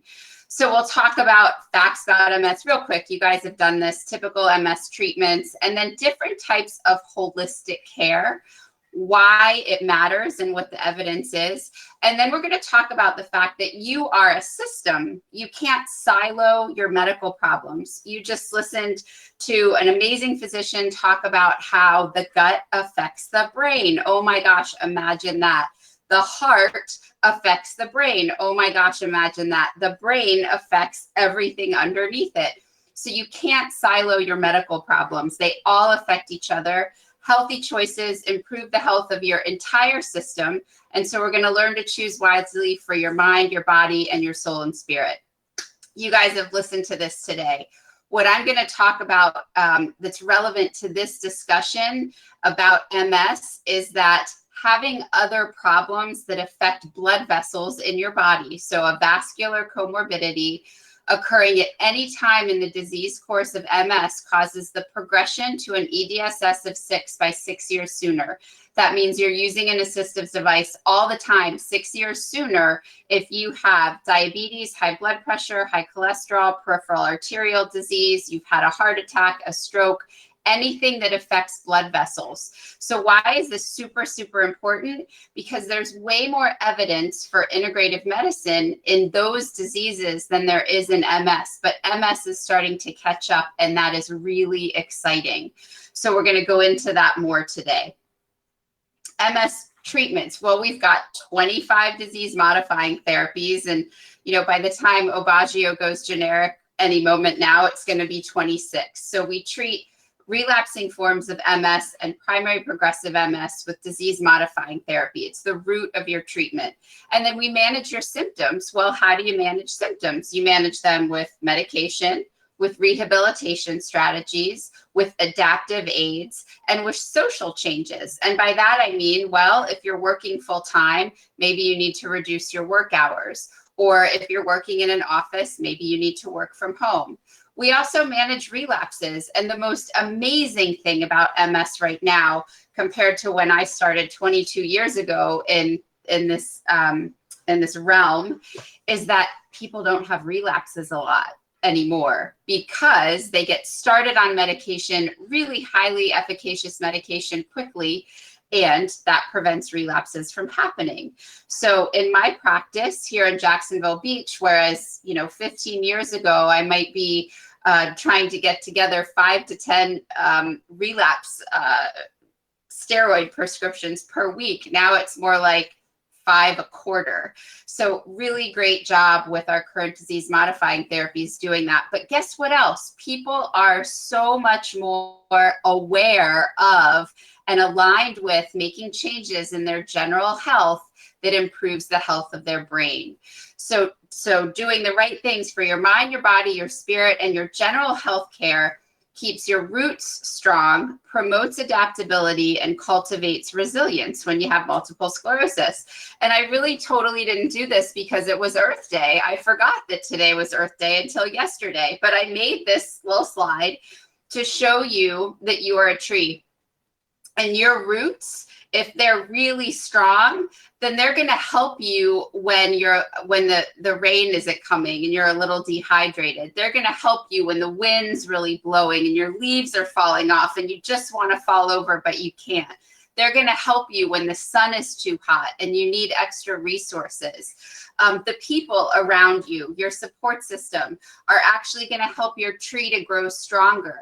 The flowers next to you that are using some of your resources to help themselves grow, that's you giving back and loving and serving other people. The little animals crawling around you, those are the people that need you too, just like you need them. So you are a tree. And the purpose of all of these things that I'm going to tell you today is to help keep your roots strong. This is a little excerpt from my book. One of the things that I just thought in my head, ding, ding, ding, is that someone asked about, well, environmental toxins. Your whole last talk was about the inside and outside environment. And well, what if this and what if that? And, the thought is that it's not just one thing. It's exposure to a lot of things over time. So this is a quick quote. Each of us has a cup that we hold and can handle. Our cups, first of all, this is not in the little paragraph here, but first of all, they're filled with our genes. And we can't do anything about our genes, right? They're part of our DNA. They're who we are. But we can do things about whether or not they turn on. So with the exception of maybe a handful or two of really rare cancers and really other rare diseases, you are not your genes. So your cups, you got one, you got your genes at the bottom. And then your cups fill with all sorts of exposures and stuff as we age. They fill with illnesses, traumas, toxins, crappy food, bad air, toxic stress. These things are chronically inflammatory to our bodies, and inflammation is bad for your health. There will come a point when your cup will overflow or even tip over if all you do is put stuff in it. Overflow looks like a breakdown, a major medical illness, a smoldering problem that finally gets your attention, or any number of other life-altering events, one of which could have been your diagnosis of multiple sclerosis. So I've had several people over the years who have had their first neurological event that was the first indication of MS after a car accident or an injury or the loss of a loved one. And they say, well, did the car accident cause my MS? Did the injury cause my MS? And the answer is no, but those things cause your cups to overflow.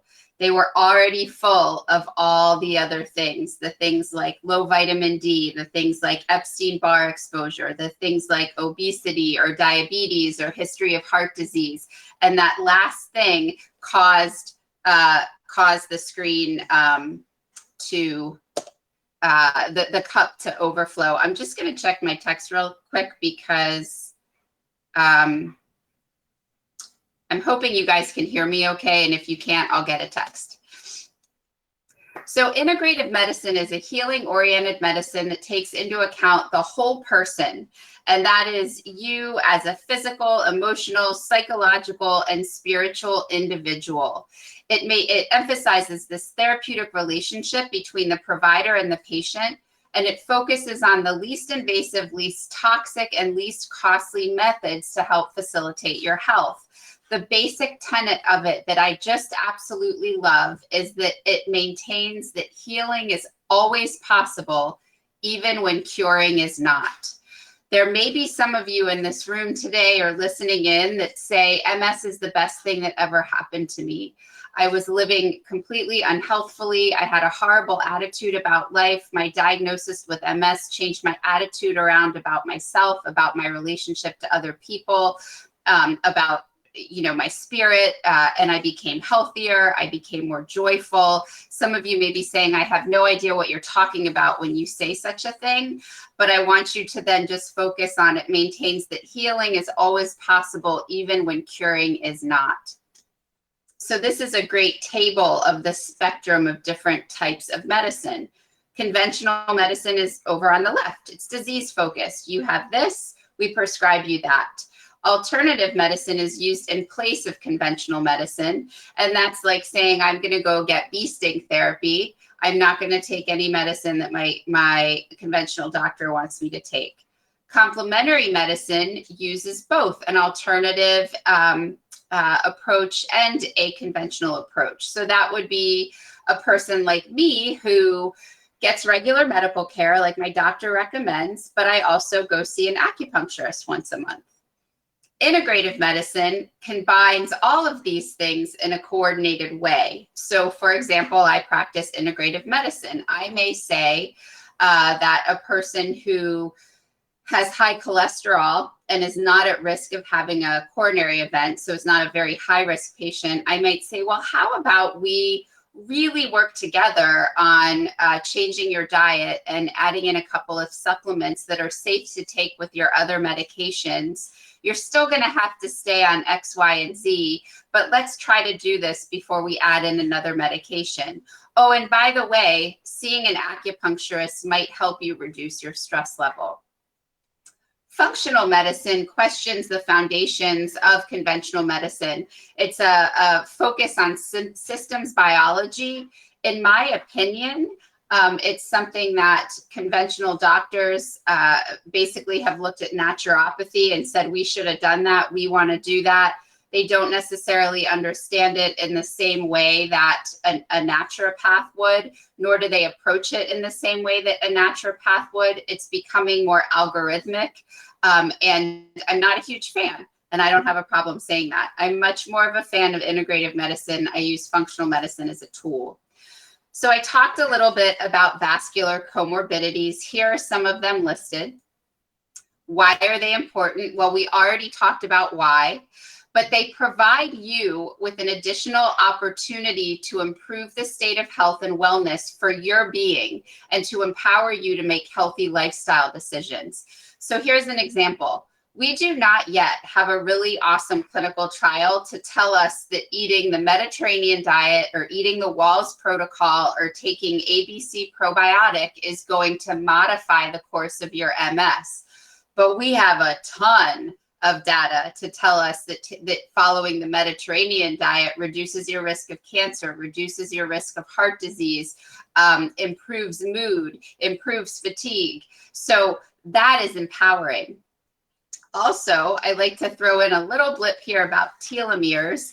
Telomeres are a part of your chromosome, and when they're shorter, they're associated with higher disability and lower brain volume. This comes from Dr. Jennifer Graves' research out of San Diego. And telomere length is associated with disability progression in MS. And guess what shortens telomeres? All the crappy things like smoking, dehydration, nutrient poor diets, lack of exercise, stress, poor sleep, and infections. So we really want to try to improve the health of your whole body, to improve your vascular health and improve your brain health, and therefore we hope improve the state of your MS. These problems directly or indirectly create stress in your body that disrupts homeostasis. Homeostasis is like everything is cool and copacetic. When you don't have homeostasis, the fight or flight responses don't go away. There's immune dysregulation. Those white blood cells that shouldn't be in your brain and spinal cord, they get in because that blood-brain barrier gets tired from all the hormones assaulting it. There's inflammation, and what is primed to go awry will do so. And there's that little picture there of your cup overflowing. So let's talk about mind, body, and spirit. What can you do to, add some things in or take some things out that are going to benefit your general health? The graphic on the left is the caveman running from the tiger. So caveman's out looking for food. Tiger comes around the corner. Caveman gets flooded with adrenaline. His pupils dilate. The light comes in. The neurochemicals that are released to his body get his heart pumping fast. Everything gets shunted to the inner organs that need it so that he can run the fastest he's ever run in his life, and he can get back to his cave, and the tiger doesn't get him. And when he's back in his cave, guess what? All that stuff, it goes back to where it needs to be. His hormones go back to a resting state. His heart rate slows down. Everything's okay. Maybe he has what he needed for food, and he doesn't need to have to go out again for a few days. So the problem is that these days we are living like a caveman all the time. We are this guy on the right. He's got to exercise. He's got to sit in traffic. He's got to go to happy hour. He's got to take care of the kids. This is a he or a she, or a we or a they. Doesn't matter who it is. This is what we're all facing every single day. And guess what? We are always running from the tiger. Those stress chemicals never chill out, and they cause a state of disease. So what can we do to fix this? Well, we've got to try to make our lives more manageable. That's number one. And that causes us to have a lot of need to let go of things. So make things manageable. Make a manageable to-do list. Have support team contacts available in case you need help. Limit news watching, reading, and social media time every day. And if you're compelled to watch or read things, don't do it before bed because it'll probably make you anxious. I have actually in the past 2 weeks written more literally prescriptions to limit news time to 10 to 15 minutes twice a day than I have written for medications for anxiety or depression. You prioritize your health and you take care of it instead of letting it creep up on you. And you schedule time for your body and spirit. And what that means is, well, you need to move your body and you need to take care of your soul. And it doesn't just happen because we're all so busy. So you need to schedule that time in and make it a priority. Stress management is super important in MS because depression and anxiety are common. If you aren't asked at a provider's visit whether or not you have symptoms of depression or anxiety and you feel like you might, please share your concerns. Ways to manage stress are a multitude of things that also help improve the state of your mind. If it's disruptive to your life, talk to your healthcare provider. Newsflash here, you might not know that stress is disruptive to your life. It might be a loved one or a care partner, a support partner who's telling you, hey, are you a little stressed out right now?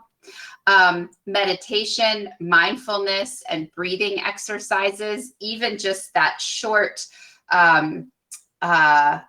stretch that Mindy did. It was a short, like 5 to 8 minute little yoga class, helps manage stress. Exercise, get outside. You heard a little bit in your last talk about sunshine and sunscreen. I think it is incredibly important to get outside and get real natural vitamin D without sunscreen for a little bit every day. And then you can put your sunscreen on, but you got to let it get in the natural way too. Decrease caffeine, alcohol use, sugars, and processed foods in your diet. Believe it or not, even though you're drinking all that caffeine to try to reduce your MS fatigue, it's actually causing stress on your stress hormones. Increase omega-3s and plant foods in your diet. And perhaps the most important one is learn to say no. I'm really glad that I'm able to be here virtually, because being there in person would have caused significant stress for me and my family. And it's something that I just couldn't do right now. Was it hard for me to say I can't go to Chicago? Absolutely. Mindy and Stuart know me both very well, and I love to travel. But you've got to learn to say no. It's also really important to manage your MS well. Keep regular checkups. Ask about your MRI findings. Talk about new symptoms or worsening symptoms. Talk about whether or not you're liking your disease modifying therapy. Ask about whether or not you could do more physical therapy if you feel like you've become sedentary and need some help. Do you need any referrals to see other specialists? Are there alternative therapies that could help you? And if you have an MS provider that doesn't know much about alternative therapies, I highly recommend Dr. Alan Bowling's book that Stuart already referenced. So let's move on to your body. We're moving from, I guess, top to bottom to your innards. So you've got to nourish your body, move your body, and rest your body. My general rules of thumb for nourishing your body are eat food, not too much, mostly plants. That comes from Michael Pollan. He wrote a great book called Food Rules. It's about $9.99 on Amazon. It's pretty funny. It's a quick read. You can keep it in the bathroom. You can try something in it every day, and you'll improve the health of your diet. I always say the right diet for you is the one that you will follow. So I have a list that I give to people of all the MS diets. I hate diets. I hate the word diet, but some people need to read the book and follow the plan. What you'll find with those diets, you'll see in a couple of slides, is that there's so much overlap that really you just need to pick the one that works for you. And stay out of the weeds of, if I don't do this, then I'm not going to get better. Just eat more healthy. Take a look at your daily intake. What can you take out? Can you take out soda, alcohol? In the South down here, it's sweet tea. Can you take out processed snacks and desserts? What can you put in? Can you put in a handful of greens with each meal? Can you use chia or flax seeds in oatmeal? Can you sprinkle some turmeric into your soups? Things like that. Standard American diet, also nicknamed SAD, because this is what it causes and this is what it's full of. It's full of refined foods, convenience, chemicals, fillers. It's missing nutrition. It's missing real food. It's missing variety. I know way too many women over the age of, I'm going to say 50 to 55, who think they're eating healthy because they're eating fat-free yogurt. It's actually really high in sugar. Pretzels because they're fat-free, and then a salad that is iceberg lettuce and some shaved carrots, tomatoes, ranch dressing, like literally their diet. So they might be eating a diet that's low in calories, but none of that food is nourishing their gut. And here's what happens with the brain and the gut.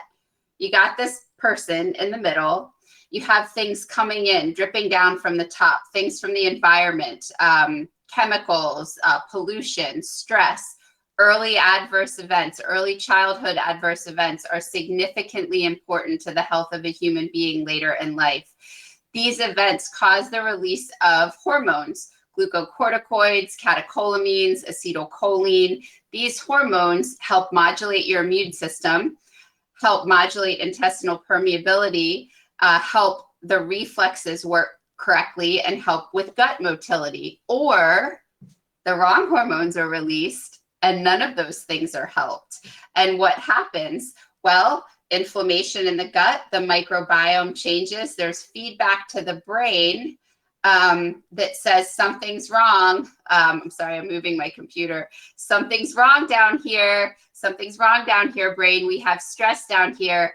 And then in your brain, if it gets the storm message, then microglia in the brain, which are like these little trash men in the brain, they eat up everything that doesn't belong. But when that storm message happens, they also eat up things that do belong. That's where we get in trouble with our immune systems. So when we're putting in the right food, probiotics, prebiotics, or the wrong stuff like medications, long-term use of medications that hurt the gut, bacteria that's literally not good bacteria, and inflammation, we really make that storm happen. When we put in the right thing, we bring calm to the brain.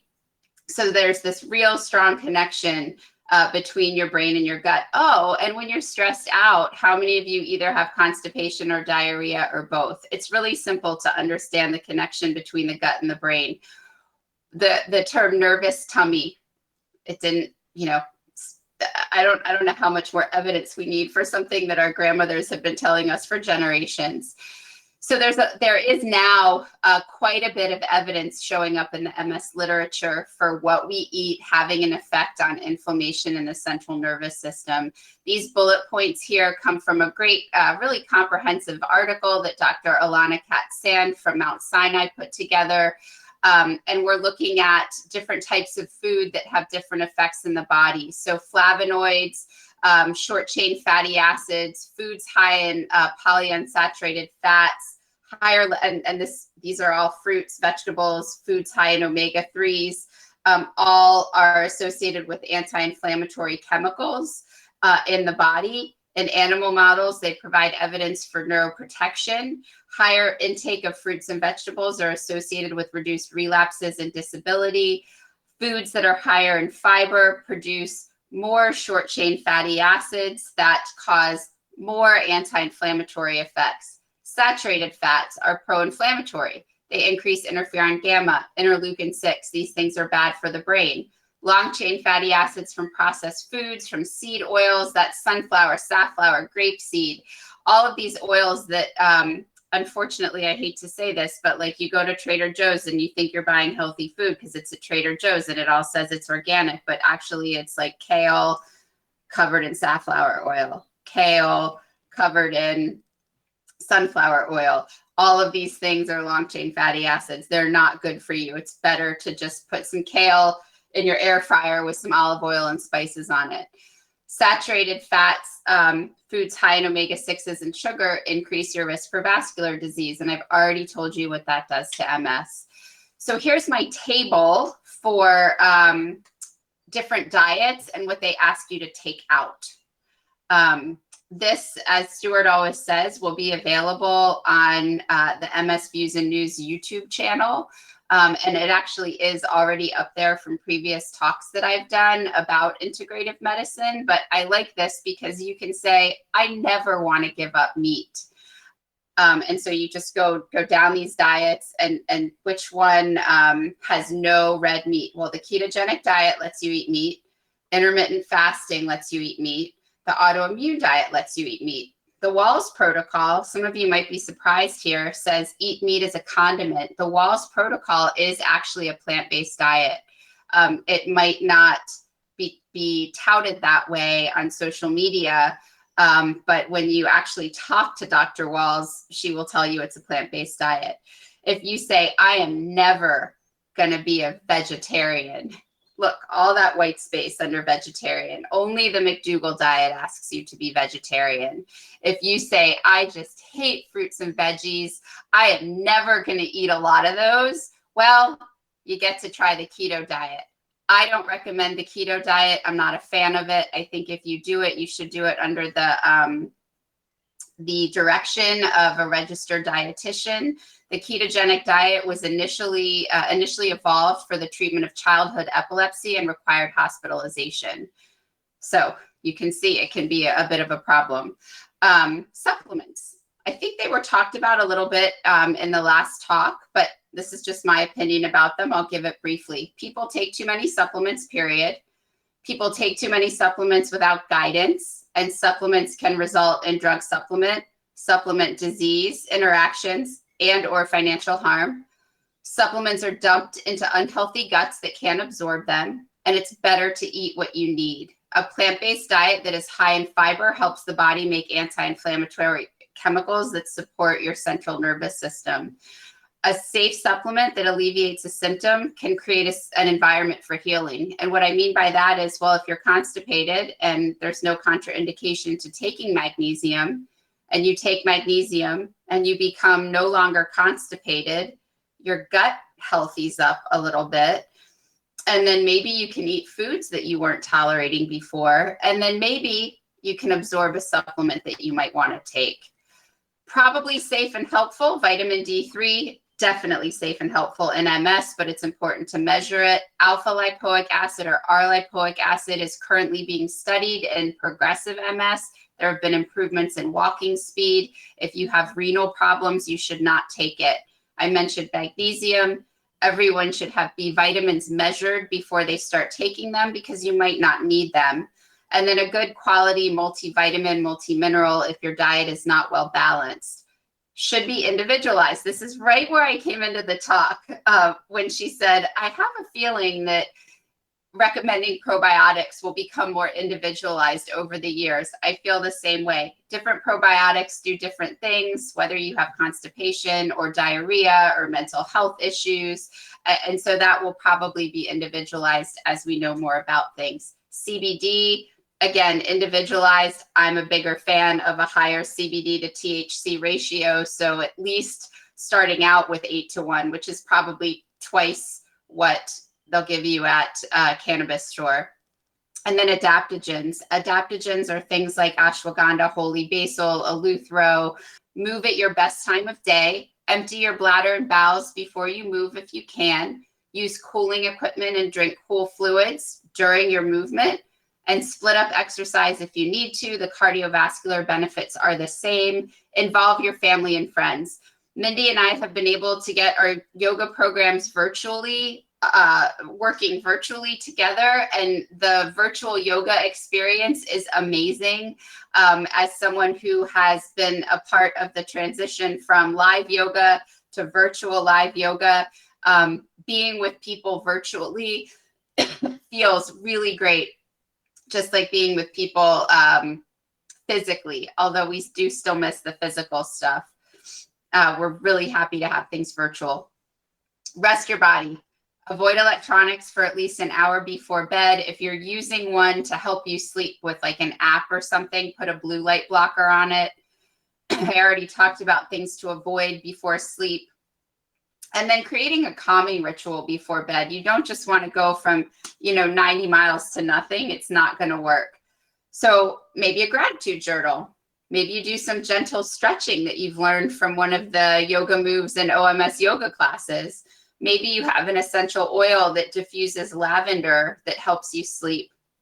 Maybe if you don't have bladder issues at night, you use some decaf herbal tea. Stu's telling me how much time I have. Little does he know I have a timer set. So we're going to finish out here with spirit. So we're going inward. We've done mind. I guess mind is inside. We've done body, but your spirit, it's inside, but it's also outside, because what we are in here in our soul is actually projected to other people. I encourage everyone to start your day with a positive affirmation. Even if it's today's going to be a good day. I'm going to smile today. I'll have lots of energy today. Something that you want to happen. Or I love people, something like that. Make time for mindfulness or meditation. These are apps that I like. Exercise your creativity. Color, paint, arrange flowers, plant a garden, play with your kids or your grandkids, your nieces, your nephews. Do jewelry, do diamond art, crochet, build things, anything that you can do that helps your soul and your brain work together. Remember to breathe, connect with people you love, and consider energy healing. I consider acupuncture to be a bit of energy healing, but other forms are things like therapeutic touch, Reiki, neuroemotional technique, acupressure, the Feldenkrais method. There are lots of different types of energy healing. I'm going to end with a couple of things here. The first one is another saying about healing. A cure is a medical procedure that reliably helps you recover from illness. Healing is an inner process through which the human organism seeks its own recovery, physically, mentally, emotionally, and spiritually. And I know it's been fast today, but I hope that you can leave here with a couple of tools to start creating your own recovery. Here's a little mindfulness tool for you. The acronym is STOP. So you're going to stop. This is how you can be in the moment. You stop what you're doing, that's the S. You take a few deep breaths, that's the T. You observe what you're feeling and name your emotions, that's the O. And then you proceed with what you need, that's the P. A good example is a red light. Red lights used to get in my way before I learned how to deal with my anxiety. And so now when a red light gets in my way, I can stop and I can say, I feel like this red light's in my way right now. I'm going to take a few deep breaths. I'm feeling a little anxious. I think everything's still going to get done. Anxiety doesn't serve me. I think I'll turn on my favorite song right now. So that's just one way to be mindful, be in the moment, and not get taken out, not let that tiger start chasing you. I also was sent this quote by my best friend the other day. I love quotes, if you guys can't tell. There's so much talk about happiness and how to be happy and all of these other things. Sometimes it feels like self-defeating and something that you might never ever meet. And so I wanted to share this with you. Wholeness is what we ought to be striving for. And part of that is sadness, disappointment, frustration, failure. All of those things which make us who we are. Happiness and victory and fulfillment are nice little things that also happen to us, but they don't teach us much.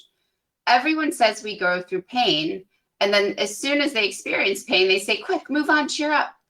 I'd like just for a year to have a moratorium on the word happiness and to replace it with the word wholeness. Ask yourself, is this contributing to my wholeness? And if you're having a bad day, it is, and that's okay.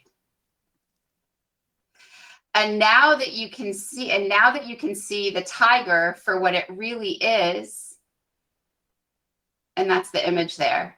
So make friends, make peace with that stress. Let it sit in your lap.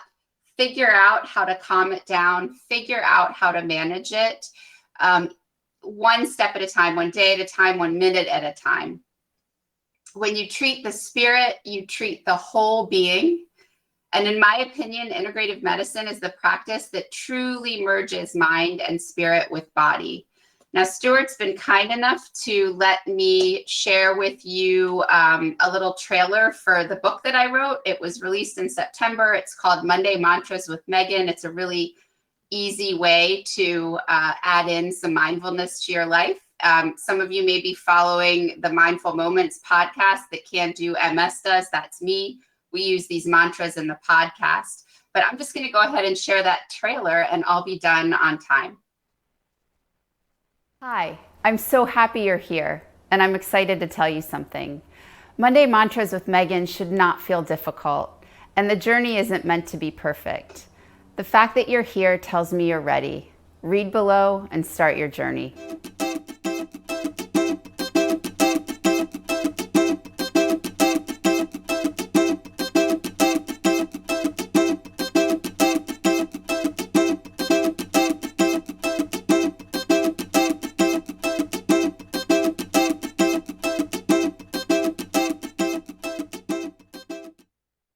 Everybody thank Megan for being here. All right, the first one is tell us more about Tylenol, Advil, and which is better for the gut. Well, I would say that in general, Tylenol is safer for the GI tract, harder on the liver.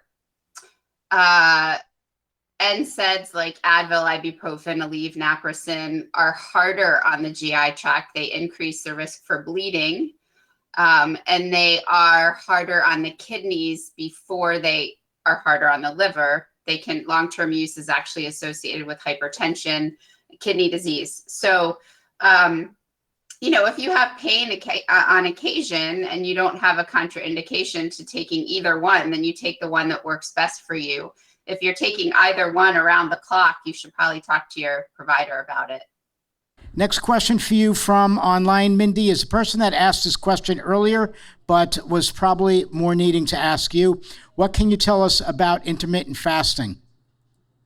Okay, so I think that's a great question. And unlike Dr. Block, I had the time to Google it while she was talking, so I didn't just Google it. I went into the PubMed literature to see what has been published so far in MS, and actually intermittent fasting has been associated with improvement in fatigue and some general MS symptoms. They've looked at reducing daily reduction of calories versus different types of intermittent fasting. And daily reduction of calories seem to have a greater effect on symptoms, probably because it resulted in more weight loss than intermittent fasting. But in general, there's a thought that is one way to help kind of stress the body a little bit. So it's a little bit used to stress and it performs better under stressful situations. Therefore, there's less inflammation. You should not intermittent fast if you have diabetes without talking to your healthcare provider first.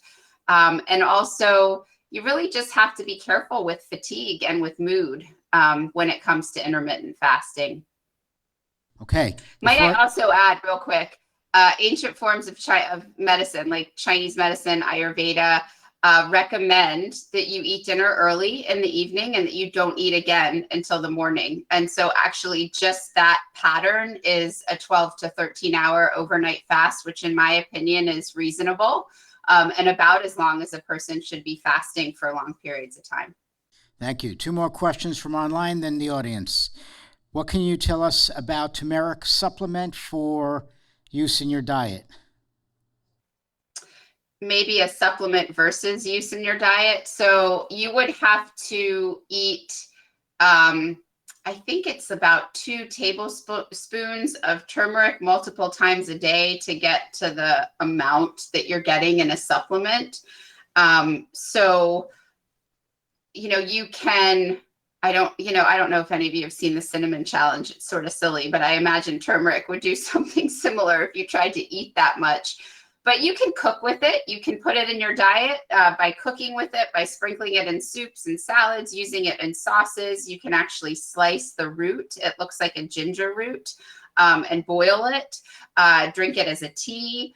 But taking a supplement certainly is easier. If you take a supplement with black pepper or biopurine, it helps the turmeric get absorbed better for use in the whole body, versus if you just take turmeric without that, then it stays in the gut, which can be helpful for gut issues. But I tend to recommend, if you're taking it for anti-inflammatory purposes or for pain, that you take one with biopurine or black pepper. Great, thank you. Next, have you studied the impact of mushrooms such as lion's mane on the brain? I have not personally studied lion's mane mushroom. I have looked it up in my supplement literature, and I see that it's a very interesting fungus, very interesting plant, I guess you could call it. It does seem to have effects on the immune system. They do seem to be anti-inflammatory. I don't currently know of any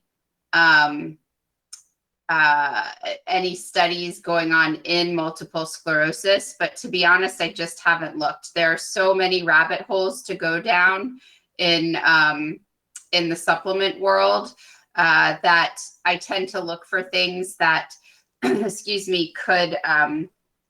I tend to look at supplements as, could they be safe? Could they be harmful? Are they expensive? lion's mane doesn't appear to be extremely expensive. It could potentially be safe for short-term use. I'm not sure about long-term use. And that's about what I know about it. I just know it's really in vogue right now in all types of autoimmune disease. Thank you very much. Next person. Yeah. Hi.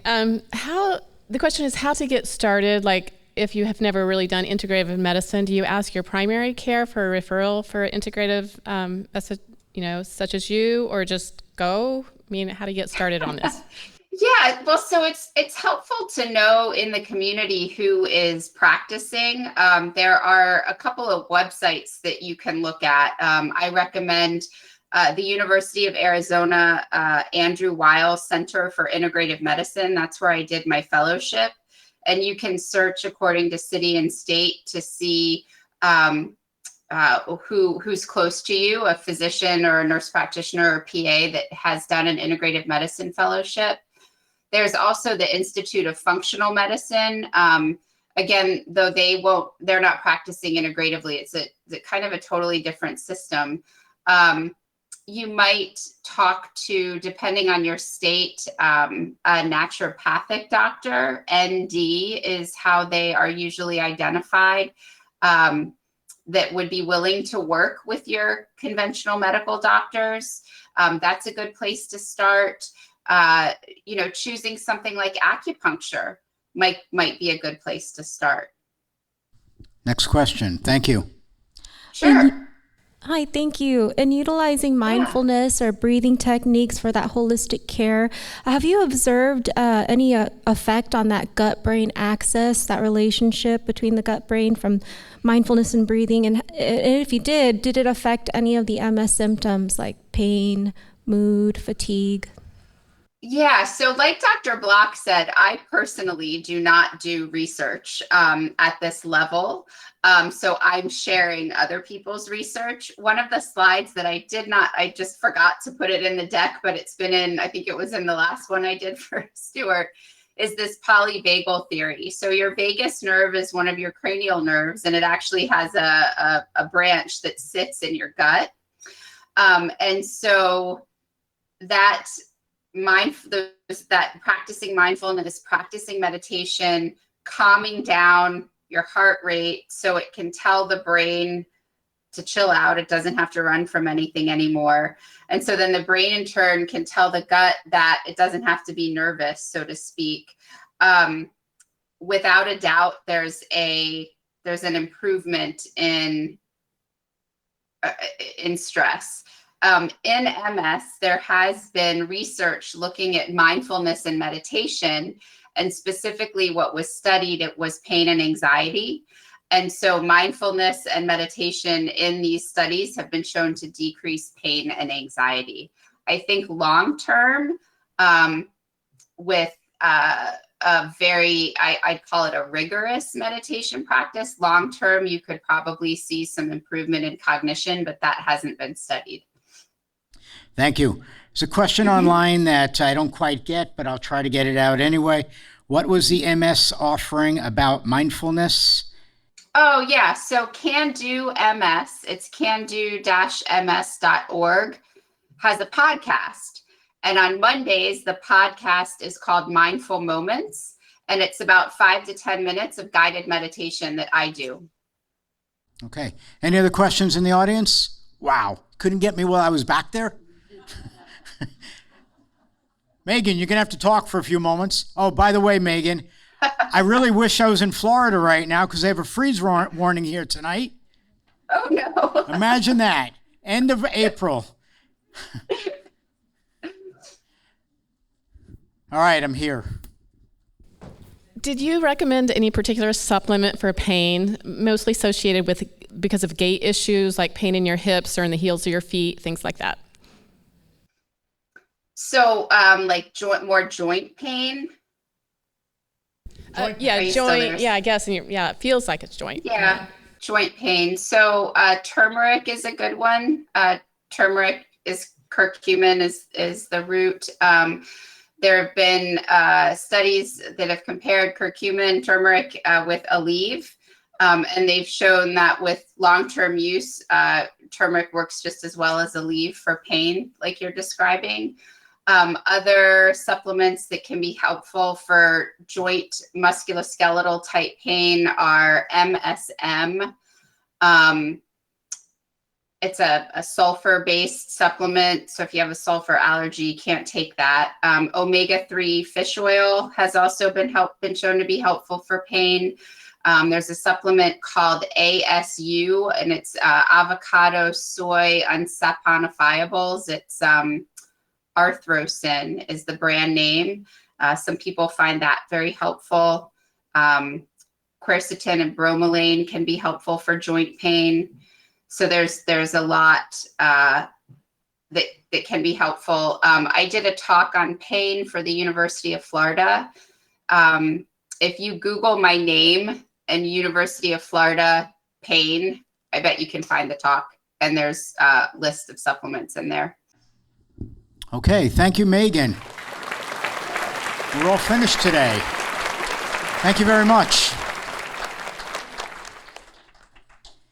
All right, our next speaker, we have two more. Two more, okay? We have Mindy Eisenberg. Anybody know Mindy? Really? Oh my gosh.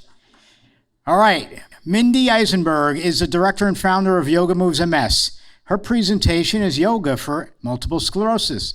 Mindy's the founder and director of Yoga Moves MS, a nonprofit 501c3 with the mission of improving the quality of life for individuals with MS, Parkinson's disease, and other neuromuscular conditions through the provision of adaptive yoga and holistic health and wellness education. Mindy has provided in-person and virtual yoga therapy to individuals with mobility challenges for over 17 years and thrives on building a strong, mighty community for her students, families, and care partners. Let's welcome Mindy. Thank you, Stuart, and thank you all of you for being here today. I am Mindy Eisenberg, and Dr. Voci here, who's going to come up and demo. You can just come have a seat, Dr. Voci. Come. He's really responsible. He had the gall to move from Michigan to Illinois to Chicago, and we're like, you're not getting away with Yoga Moves MS that easily. And so he said, okay, bring it here. So here we are in Illinois, getting ready to launch Yoga Moves MS here as well. So thank you all for being here, because those of you online and in person, you guys make this what it is, and you contribute to the success, because really what we're doing is building community. Community is the building block. It is the foundation. So why am I motivated to do this? Well, I want to introduce you to my mother, Linda, and that's me, you can see. My mother was diagnosed with MS in her later 20s. And we call this Beauty and the Beast because she was quite beautiful, but there was a beast that came up, and it's called MS. And MS stopped her in her tracks. It was relentless. They called it primary progressive. There wasn't much out there. The doctor said, take some Valium. Here's some steroids. And whatever you do, halt. Don't move. So what happened? Over the years, she became more and more contracted into a fetal position. She spent over 20 years in a nursing home. Any of you got spasticity that just crunches you up and you feel like you're really tight? But then there was nothing. Thanks to medicine and research, there's so much more out there now. So many more options and possibilities. Fast forward multiple years, decades, I take teacher training for yoga. And after I finished the training, immediately my son's nursery school teacher, who has MS, says, will you come to our support group? It's at a real big MS center, and we meet once a month. So I go do some adaptive yoga. What do I know about adaptive yoga? I just finished this teacher training. And we did a class together, and then they said, will you keep doing this every week? We feel better. And lo and behold, people are telling me how much better they feel. I'm like, why do you come? Because I feel better. I move better. And so it started to bubble up to where we are with multiple locations in Michigan and doing it online, live. You heard Megan. We've melded our classes together, so there are virtual live classes every day. We have on demand for people who want to do it on their schedule. So with no further ado, what I want to say is I think of my mother right now. I think she's with us in the corner. I picture her dancing and free. And I hope that you will join us as we do this demo and move and find the freedom, the mind, the body, the connection within your body. So today we're going to talk a little bit about what's this adaptive yoga thing, why would you want to do it, and what really comes out of it is this mind, body, heart connection. Everyone take your hand to your heart and stack it. I'm told I can't do that because I'm wearing a microphone and it'll make static, but you can do it and it feels so good. So press one or both of your hands, stack them on top of your heart, and then make circular motions. And just feel what your heart is saying to you right now. It's probably saying, oh, this feels really good. Why don't you do this more often? Let's talk a little bit more about what is yoga. So yoga, we heard exercise earlier today. And yoga's a little bit different than true exercise. Yes, in this country, it has become more of, it's all about the poses, it's all about the heat, it's all about how many poses you can do and which fancy ones. But really, does anyone know out there, how old is yoga?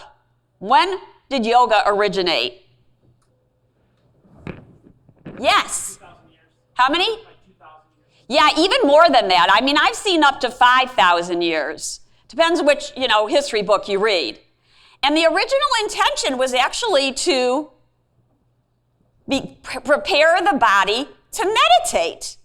So you can view yoga as a holistic umbrella, and that's really what it became the more that I practiced it. It's an umbrella, and underneath it, we've talked a little bit about breathing today, mindful movement. So mindful movement, how is it different than exercise? There is an intention and an focus behind it to feel the sensation in your body as you move. When you're on the treadmill, you could be watching your favorite program. But when you're doing yoga and practicing a balance pose, you've got to be right there. You've got to be right present. So mindfulness fits right under this umbrella. So we have breathing, which we're going to do some, and it's highlighted in yellow for a reason.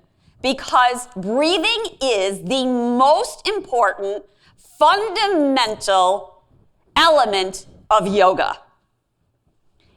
How many breaths do you think we take a day? Anybody want to throw out numbers? You can just guess.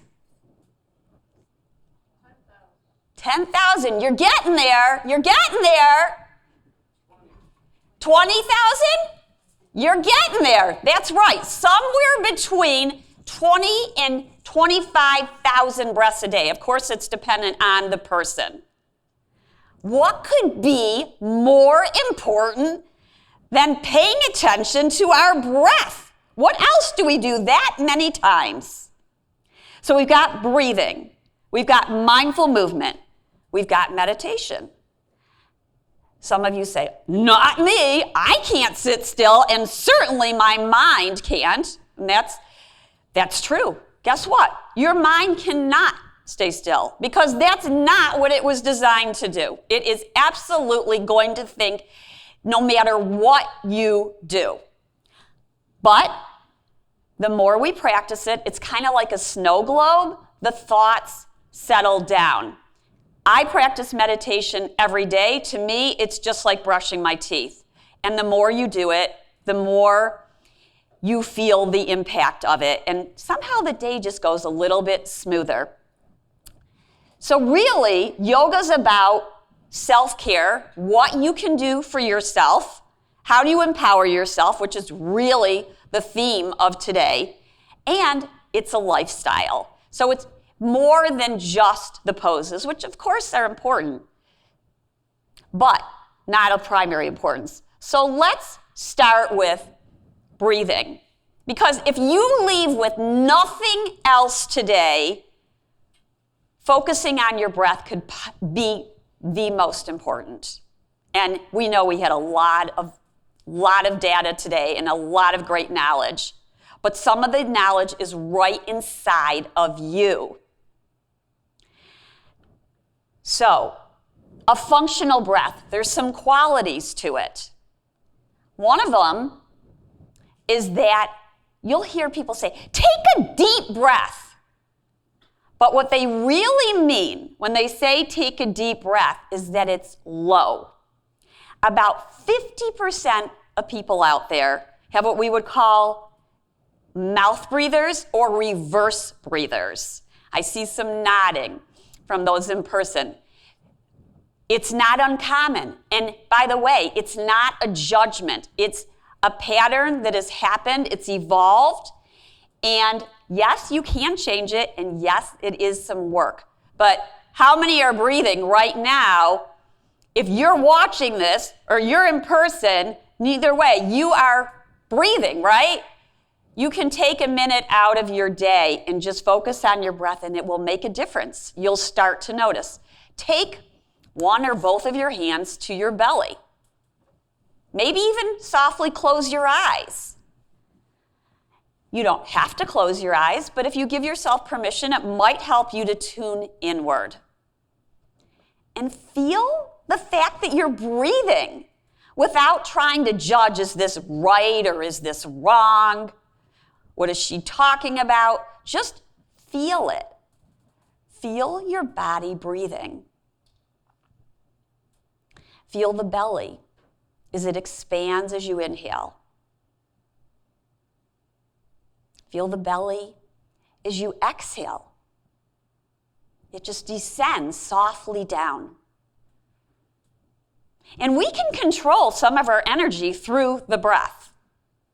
An inhale can be more energetic, an exhale can be softening, and it also can be strengthening.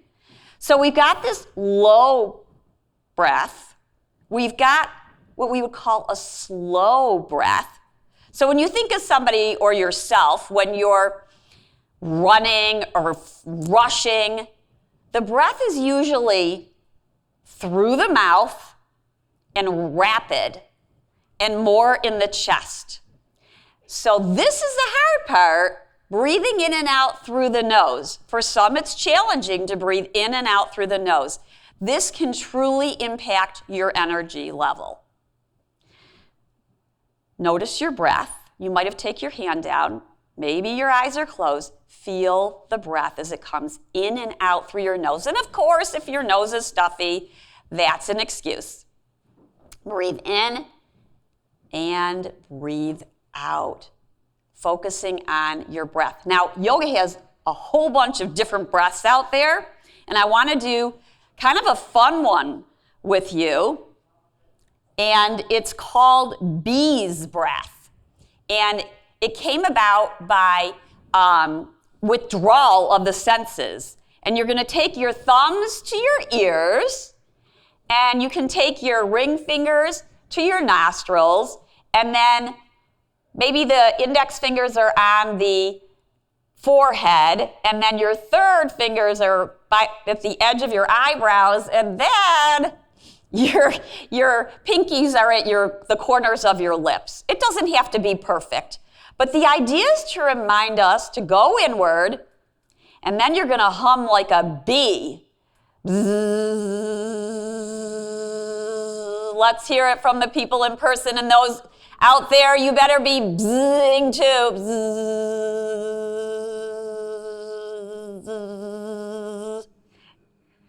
So notice what happened. You can take your hands down. Did you feel a vibration? A vibration? Sometimes it's just a way to take a pause, but it also is a way for us to work our exhales and make our exhales a little bit longer. Because what happens when we're hyperventilating or chest breathing is that we lose that exhale. All right.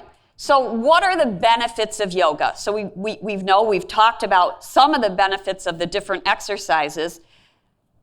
The benefits of yoga, it's known to be strengthening. We're doing some weight bearing. We're using resistance. I think what it's really known for, though, is flexibility, right?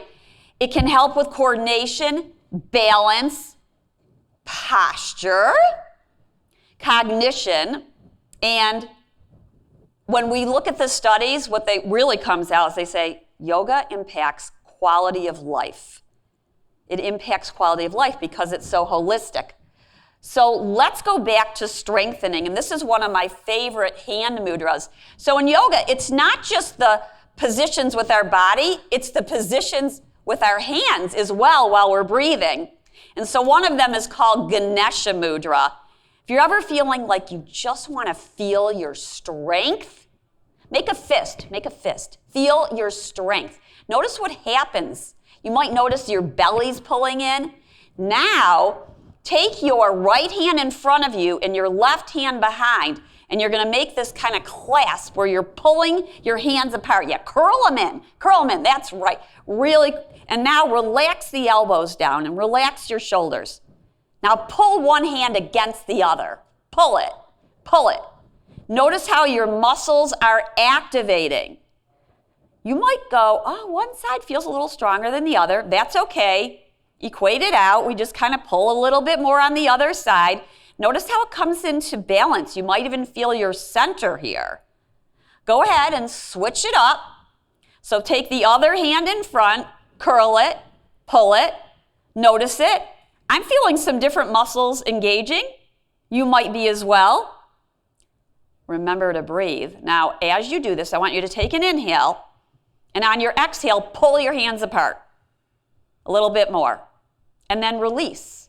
Don't pull so much. Now we're going to do it again. On your exhale, pull. Shake it out. Let it go. Let it go.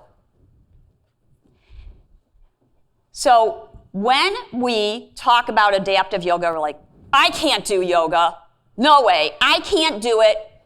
I've got MS.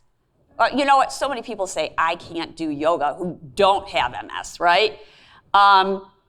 Yoga is for anybody, and it can be modified. Any pose can be modified. The truth is, every single pose is an adaptive pose. We're not ramming a body into a pose. We're making the pose work for us. It should be fun. Laughter should be in the room. Try not to take yourself so seriously. When we get groups together in person and online, there's some joking around. Try to make it playful, which also makes it more creative. Yes, we do use props. No, props are not a sign of weakness. Dr. Voce is going to help us do some demos with the props, but this is a yoga block, and it's made out of foam, and then a strap. It does not have to be a yoga strap. It could be a tie. It could be the belt from your robe. There should be no pain, all gain. Got that? No pain, all gain. Yoga is not about inflicting pain and making sure that we get our hand behind our head, no matter all costs to our shoulder.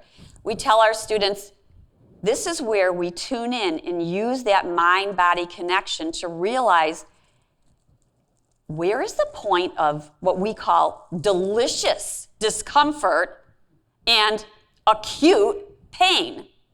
But sometimes we get so distracted that we're not tuning in, and then you sit down and you go, oh, my back hurts.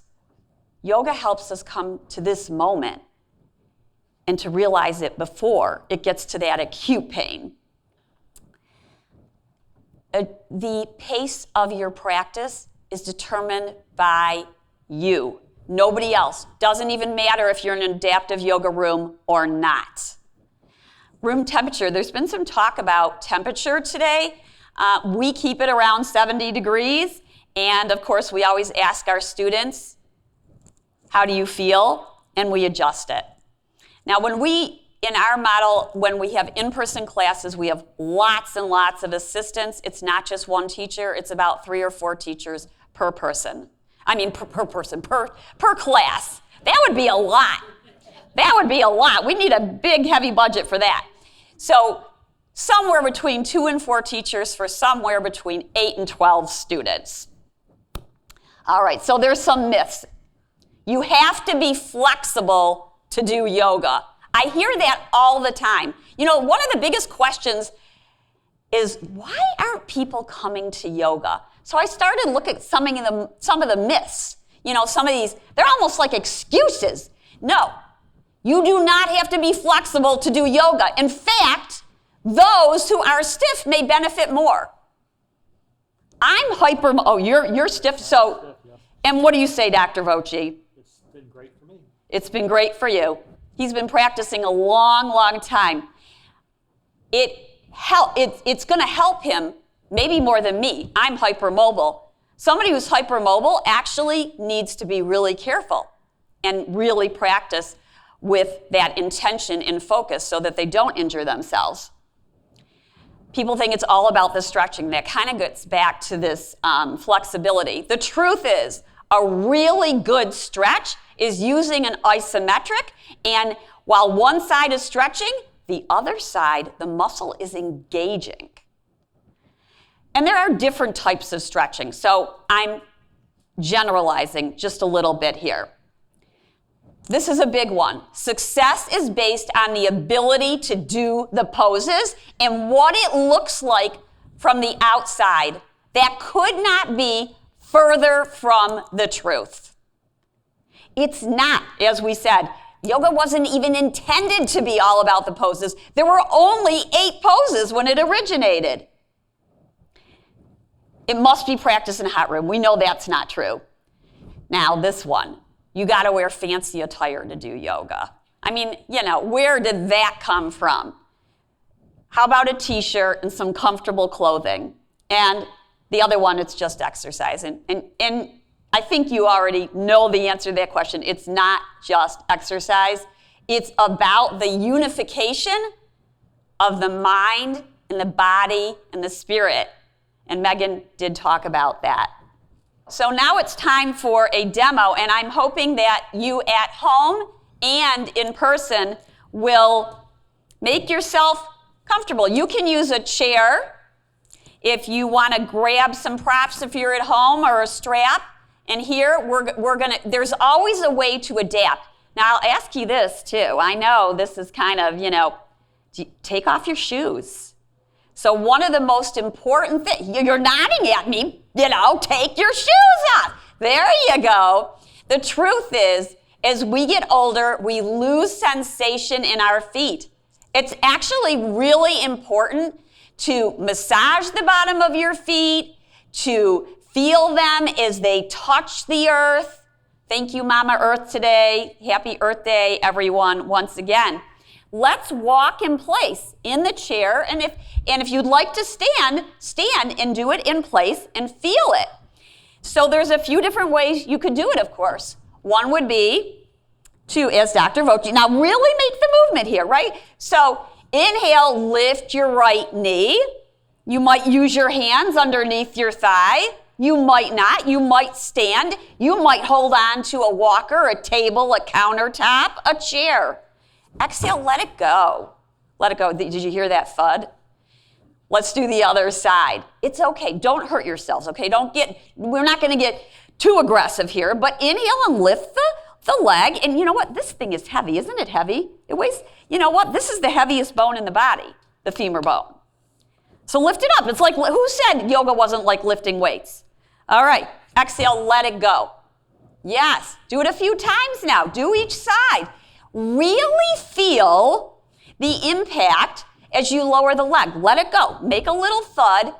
Don't hurt yourselves, right? Notice which part of your foot lowers first. Notice which part of the foot you don't feel as you lower the foot down. Just notice the sensation. So those of us who do use a cane or a walker or any other ambulatory method, we want to make sure that we do things like this to make stimulation on the bottom of the feet. If you have a tennis ball at home or another ball, I highly recommend that you roll your foot on the ball every day. I keep one by my nightstand. It's super important. Massage your feet. Let's do a little hip open here, okay? We're going to do the yoga handshake, but you got socks on, so you're going to have to kind of push through your socks a little bit, all right? Let's lift the right knee, hug it in. Everybody, hug it in. And notice how you hug it in. You take your hands in front of your shin. You sit up tall. Yeah, yoga's about posture, right? Feel your head above, it's above your tailbone. Let's circle the right knee around and about.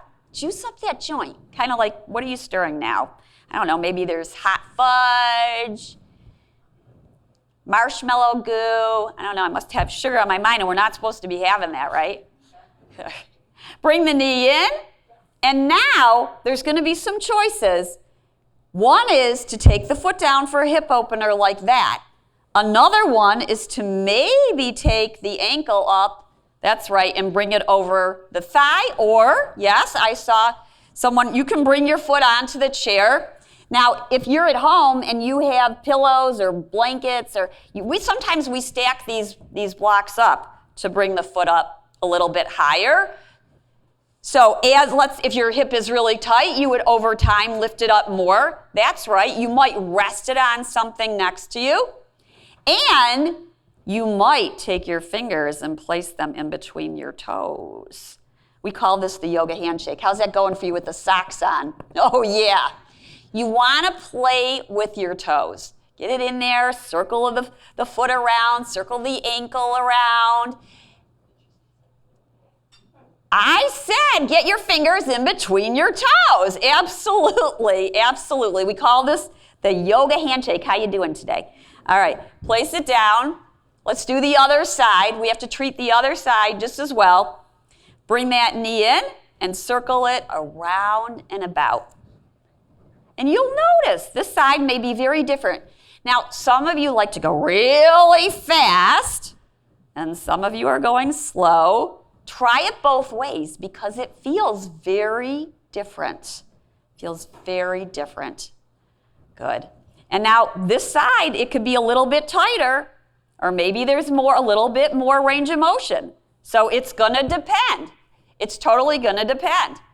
And so maybe you rest your foot on a block. Maybe you rest it on another chair. Maybe you put it over your thigh and you sit tall. Yeah. So this also is a hip opener, and at the same time we get to say hi to our toes. And by the way, if they're tight, you can always just do one or two toes. I am really into those toe spacers too. So if you've contemplated, I highly recommend it. There's some that feel really good in between them, and you can wear them while you're hanging out on your computer, watching a show. Some people wear them to sleep. Some people wear them while they're doing yoga. Highly, highly recommend stimulating the bottom of your feet. And let's let that go. How you feeling? Good. Okay. Let's circle around on our hips.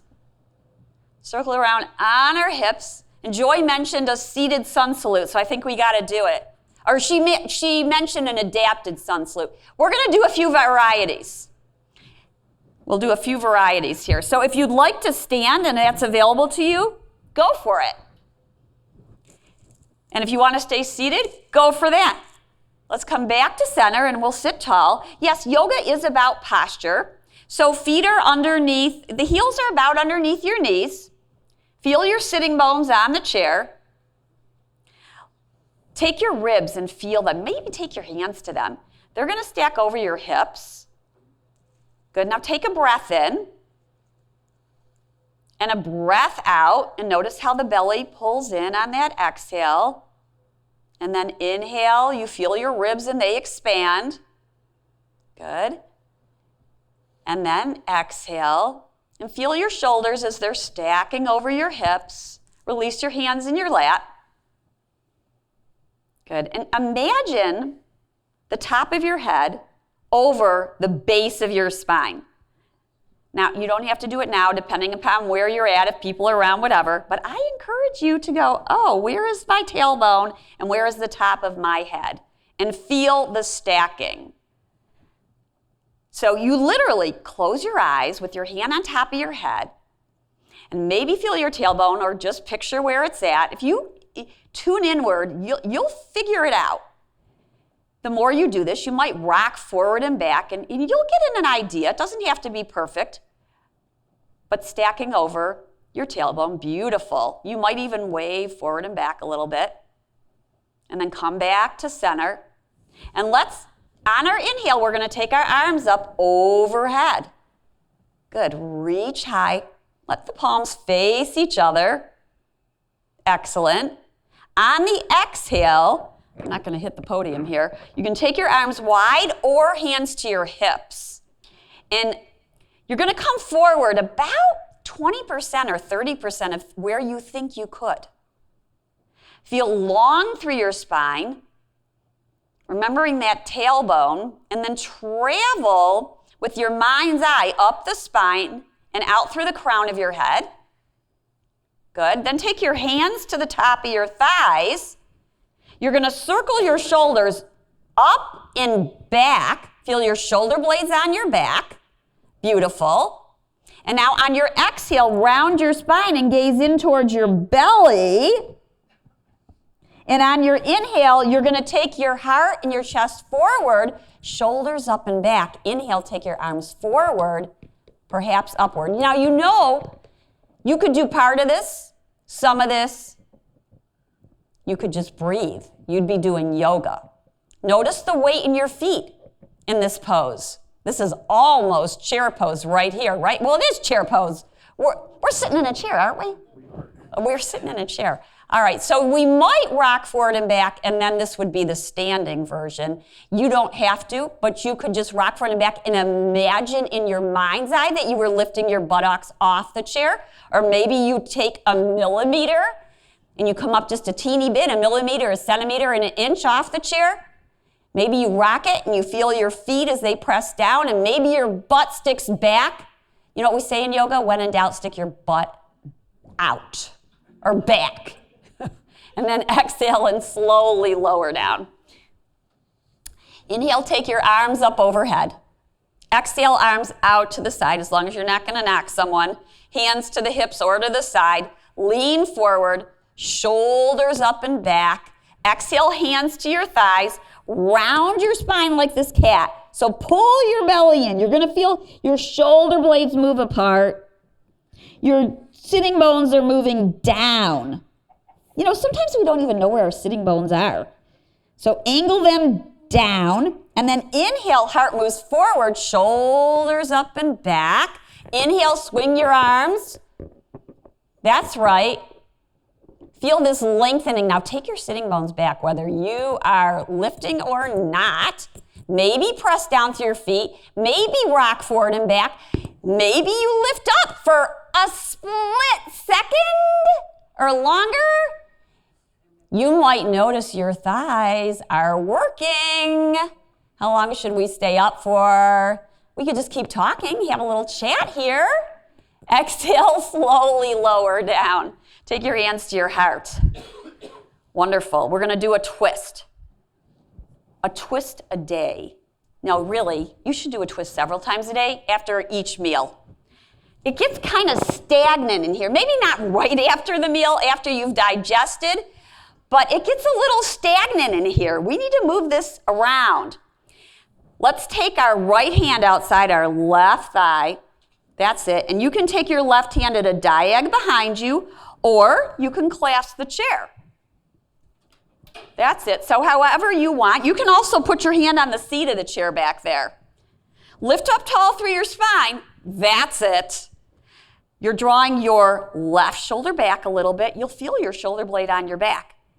neck turns last. We tend to crank our necks. So allow your nose and the middle of your belly to kind of line up, and then maybe you turn your head a little bit more. You might feel a little bit of a stretch. And then inhale, return to center. Let's take our arms up overhead, and we're going to exhale and find a twist the other way. Left hand outside right thigh, right hand to the seat of the chair, the back of the chair, or just out, and diag behind you. What I love about a twist is it's also a shoulder opener. You can feel your shoulders open. Breathe in. Breathe out. People say, how long should I stay in a pose? Generally, we tell people 3 to 5 breaths to start with, and then over time, you can make your own adjustments. Come back to center. Inhale, circle the arms up, and exhale, bring them towards your heart. Let's do a seated warrior. What do you think? What was that I heard? Oh, no, not that one. Not that one. All right, so there are different ways. I'll show it standing. You'll show it seated. We're going to take the right knee out to the side, and the left knee is going to come forward. That is one way. Another way is to extend this back leg. That's it. And you're going to take your ankle under your knee, this way. There we go, see? At first, sometimes, you just got to check it out and see how it feels. And then you're going to try to gently press this leg back. Now, if Dr. Vocci's knee was injured, I would suggest bringing the knee forward instead and not lengthen this leg out. So this is where we get to know our body and honor it. We're not forcing the body in these positions. So you want to find the adaptations that's right for you. I'm going to show it standing. Now, sometimes what I really love is wall yoga, but we can use the chair because you can have the wall. The wall is a prop. I didn't mention that, but the wall is very much a prop. You could do warrior against the wall. You can also hold on to a chair and do your warrior pose. And then check out your balance. Now push down through your feet. Now, okay, fine. Maybe there's some flexibility required here, but this is a strengthening pose. Push your feet down like you mean it. Bring your awareness to the bottom of your feet and feel it. You don't need to look at your toes, Dr. Vocci. Look, you're going to be a warrior. Turn to your right, maybe take your right arm out to the side.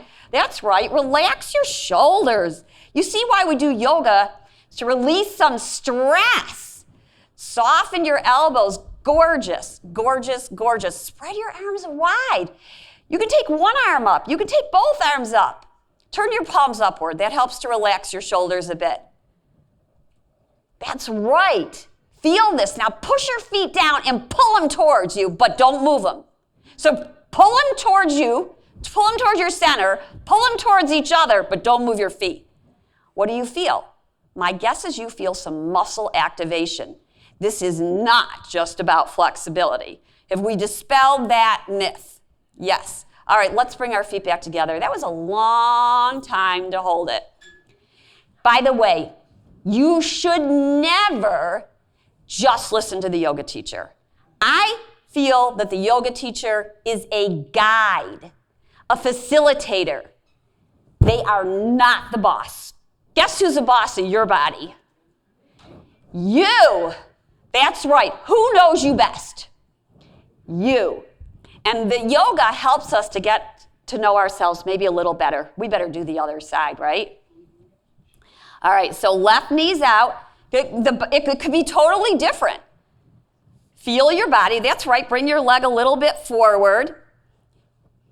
We want the knee to go about over the heel. Beautiful. All right, you see how he's looking at his feet and checking everything out over here? We should make him close his eyes. You know what? You were the one who told me that closing the eyes was a good thing. Yeah, because it forces you to rely on the sensory feedback from your feet and legs and not rely on your eyes for balance. There you go. You see that? And neuroplasticity, that's a word that's get thrown around. And you're developing different pathways. Is that true? In your brain. So if you close your eyes, you no longer get to use the vision You have to go inside and use a different pathway in your brain. Now gaze over your fingertips, even though you can't see them. That's right. All right, we'll let him bring his arms down and bring your legs back together. I want to make sure we do tree pose because it's Mama Earth Day. We have to do tree pose. Even if Stuart said your time is almost up, I'd say, Stuart, we gotta do tree pose. You're gonna cut my tree off? Oh. There's lots of variations of tree pose. There's seated tree. Okay, so seated tree actually goes back to a little bit what we were doing with the hip opener. First, we start in what we call mountain pose. Another important aspect of our Mother Earth are the mountains. So picture yourself as a strong mountain. And what are the qualities of a mountain? Stable, right? Kind of quiet.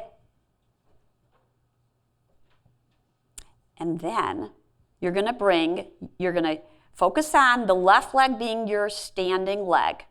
It's the one, or the foundation leg. It's the one that's going to push down into Mama Earth. It's going to root down. Push your foot down. And then you can take your right foot and bring it to the ankle. That might be an option. You might rest your knee on a chair, so similar to what we just did. And then, for balance, you might have your hands on the chair. You might take one arm up. You might take both arms up. You might close your eyes. I'll give you some standing options. Looks like Joy's going for one of them. Oops, did I knock your tree? Just a branch. One of your favorite poems is about tree, right? Yes. Dr. Voci put it in my book. You'll have to check it out. So, if you're standing, you can hold on to a chair. You can be against a wall. You can have a chair and a wall. We start in our mountain pose. We transfer our weight to one leg. I'm going to take it to the left and bring the right foot to the ankle. Hold on to the chair with one or both hands. And maybe we take one or both arms up. Maybe. It's always amazing. Maybe. You could also do something, we call this Hakini Mudra. You've probably seen this. You do it. You've probably done this. When you're thinking, you're pensive, you take your fingertips together. So they might be in front of your heart, or it could be up above. A few yoga tricks for balance. By the way, you can come out of the pose or you can stay in the pose. You get to decide. But keep lifting up through the inside. Think about a tree. What is a tree like with these roots down into the earth and this strong trunk? You might close your eyes as long as you feel safe. A yoga trick, Joy's like, a yoga trick, first of all, guess what the first trick is in yoga? Breathing. Breathing. That's right. And who helps us breathe out there? Trees. Mama Earth Day, the trees. So finding a spot to stare at while you're breathing. Those are 2 yoga hacks. Finding a spot to stare at while you breathe. And we'll do the other side. So we bring both feet back down. We return to mountain pose. Yes, tree pose is an asymmetrical pose. And what we did warrior, that's an asymmetrical pose. And this is a way you can adjust it. If you feel like one side is stronger than the other or flexible than the other, guess what? You can give one side more attention. Another thing I should mention is students say my bad leg and my good leg, and you know what we do? Not allowed. No I can'ts and no bad and good legs allowed. It's not allowed. You can make up all kinds of words you want, like right leg and left leg. You can get really creative. We've got coworkers comes up sometimes. They're really helping each other out and doing the best they can. I'm not making light of it, and this is a big discussion that can go on in the yoga room. Transfer to the other side. And we know with balance that One side is going to feel a little bit more steady than the other one. And that's okay. Where the mindfulness comes in is first when we go to a pose, like a balance pose, we're practicing balance, we tend, what are you doing? What are you when we're doing something like balance that makes us come right in this moment, we can't think about anything else. So it very much is helping focus, cognition, attention, awareness. That buzzword, mindfulness, it's really not a buzzword. It is a very important word, and it's very powerful. When we do this poses, we have the intention to pay attention on purpose in this moment, right here, right now, without judgment. That's what I was trying to get at. Yoga's not about judgment. Your tree is beautiful right now. You can put your leg down. With compassion, that's another important point to the yoga, to the mindfulness, is with compassion and loving kindness. So I don't want to use my time up here. At the end of a yoga session, perhaps the most important pose, we're going to let you do this. I feel that two-chair yoga is sometimes way better than one chair because you can put your feet up. And you can have a seat. Okay. You know Shavasana resting pose. You can get your feet up there. That's right. Lengthen them out. You're going to sit tall. You know what? We're going to put this behind your back. I just want you to see this. You'll see this. He's going to put it behind his back, and then you're going to see how he sits nice and tall there. Yeah. So you want to make yourself comfortable for Shavasana. You can rest look at him. He's resting, Let your hands rest in your lap. You see, he just went right to it. It's probably his favorite pose. There's t-shirts that say, I came for Shavasana. So the translation of Shavasana is actually corpse pose.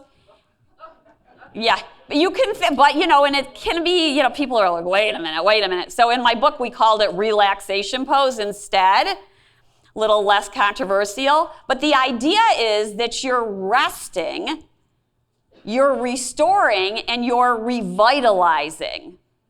You're replenishing.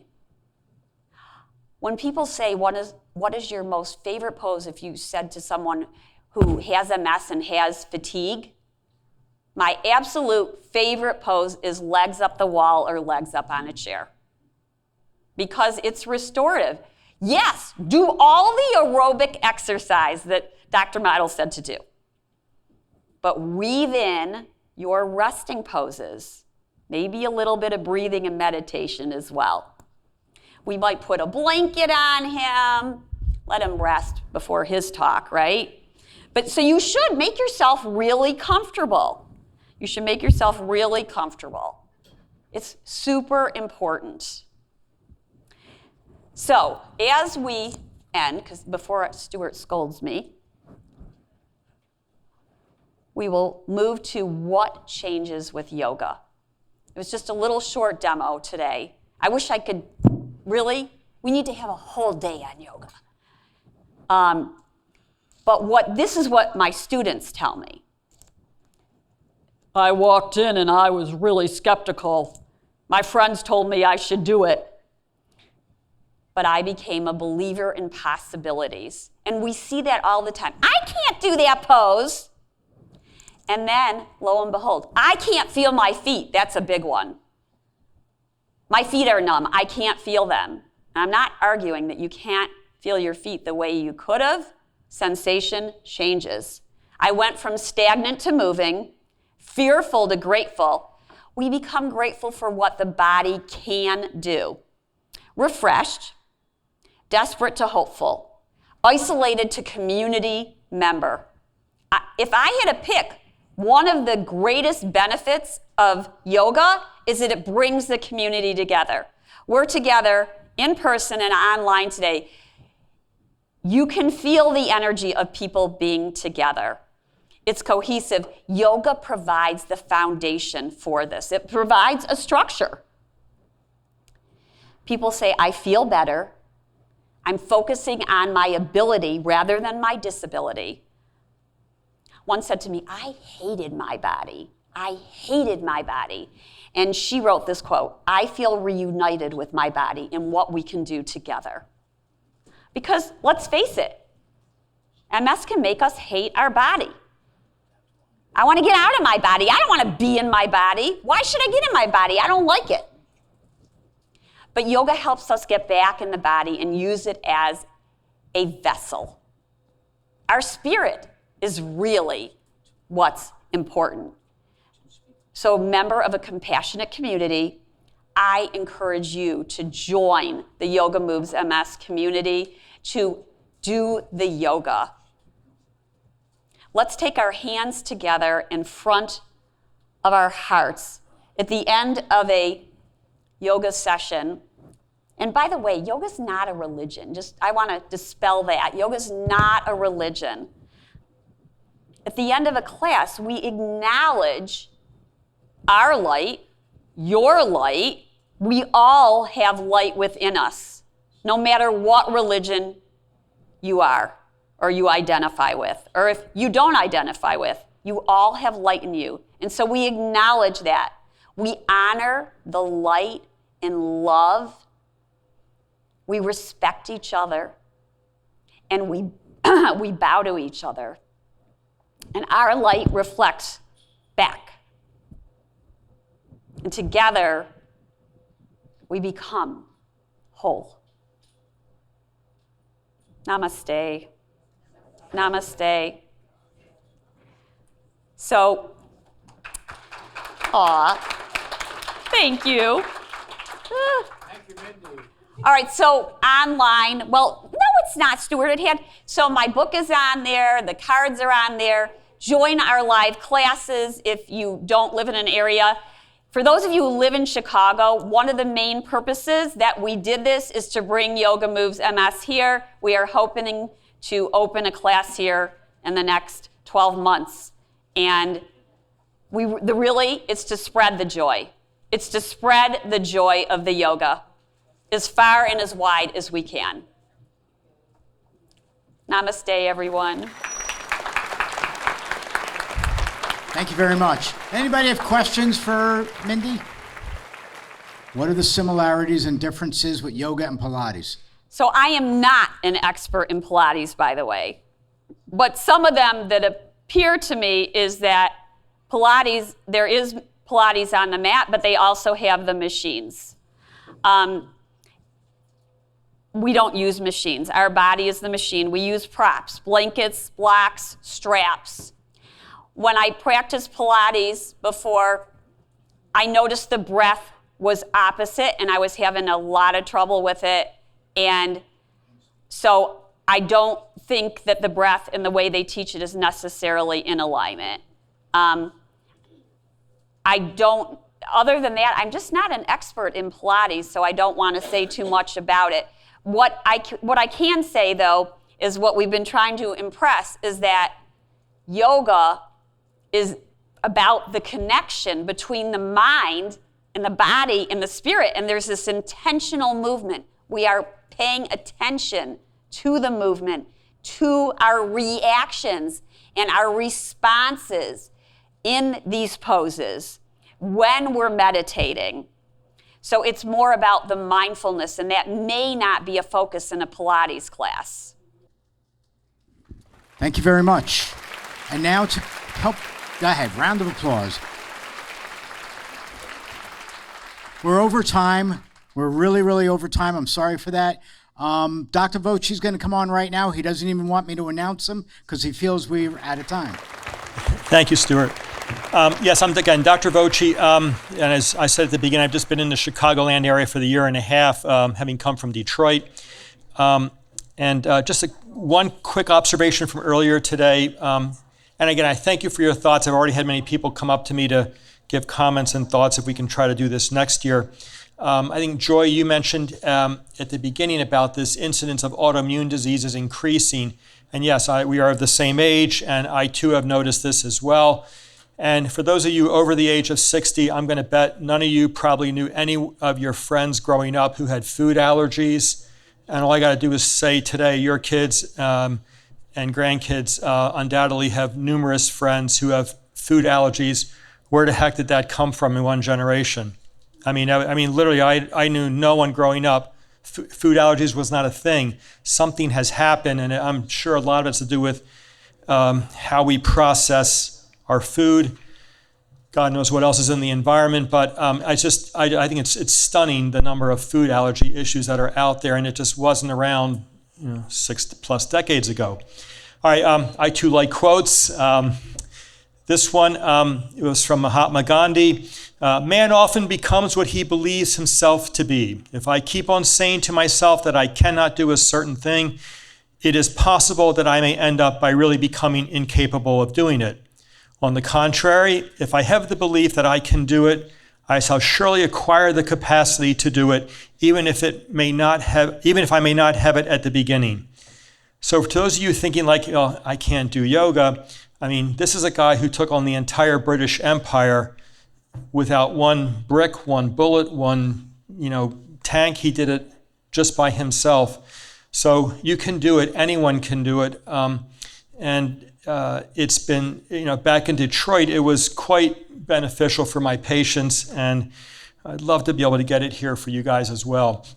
Okay, I'm going to first do a quick discussion on something called NMSOD, and it's neuromyelitis spectrum, or neuromyelitis optica spectrum disorder. I transposed the S and the O, just seeing if you were paying attention. So it is a variant of MS, and there are actually quite a few variants of MS, and over the last 30 years, our understanding of neuroimmunology has changed drastically. The immune system is far more complicated than any of us thought, but in being complicated, it has opened up other avenues of therapy that have benefited you guys. But like 30 years ago, when I was learning about NMO, or neuromyelitis optica, it was this obscure thing, and literally it was no more than a paragraph, a quarter of a page in our textbook of neurology, previously identified back in 1894 by Devik, and it was called Devik's disease. Eventually it was changed to neuromyelitis optica. What does that mean? So neuro is brain or nervous tissue. Myelitis is inflammation of the spinal cord. Myelo is spinal cord in medical Latin. Optica is vision or optic nerve. So these are people who get heavy evidence for inflammatory demyelination, those plaques that happen in you in the brain, in the spinal cord and in the optic nerve. We now call it NMO spectrum disorder because, as it turns out, you can have NM without the O, you can have O without the M. I mean, so there's now 4 subtypes. The definition is rapidly changing and evolving, so it's a very fluid definition. The point of understanding this, though, is that you should make sure your doctor has checked for it, because I have been stunned at people who I thought were MS ended up being NMSOD, or NMOSD, sorry. So please ask your doctor to check to make sure it's what you have. The reason is that we now have specific therapies for NMOSD. So it is a variant autoimmune disorder. Again, autoimmune disorders are where the body's immune system reacts against its own cells, hence the word autoimmune.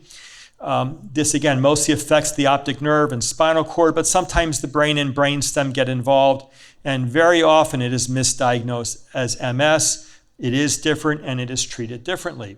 Symptoms will be blindness in one or both eyes, often painful. These people will develop altitudinal visual field defects versus the enlarged blind spot that people with MS will get. There can be weakness and paralysis in arms or legs, often with painful spasms. There may be loss of sensation in the limbs or trunk. Bladder, bowel problems are common.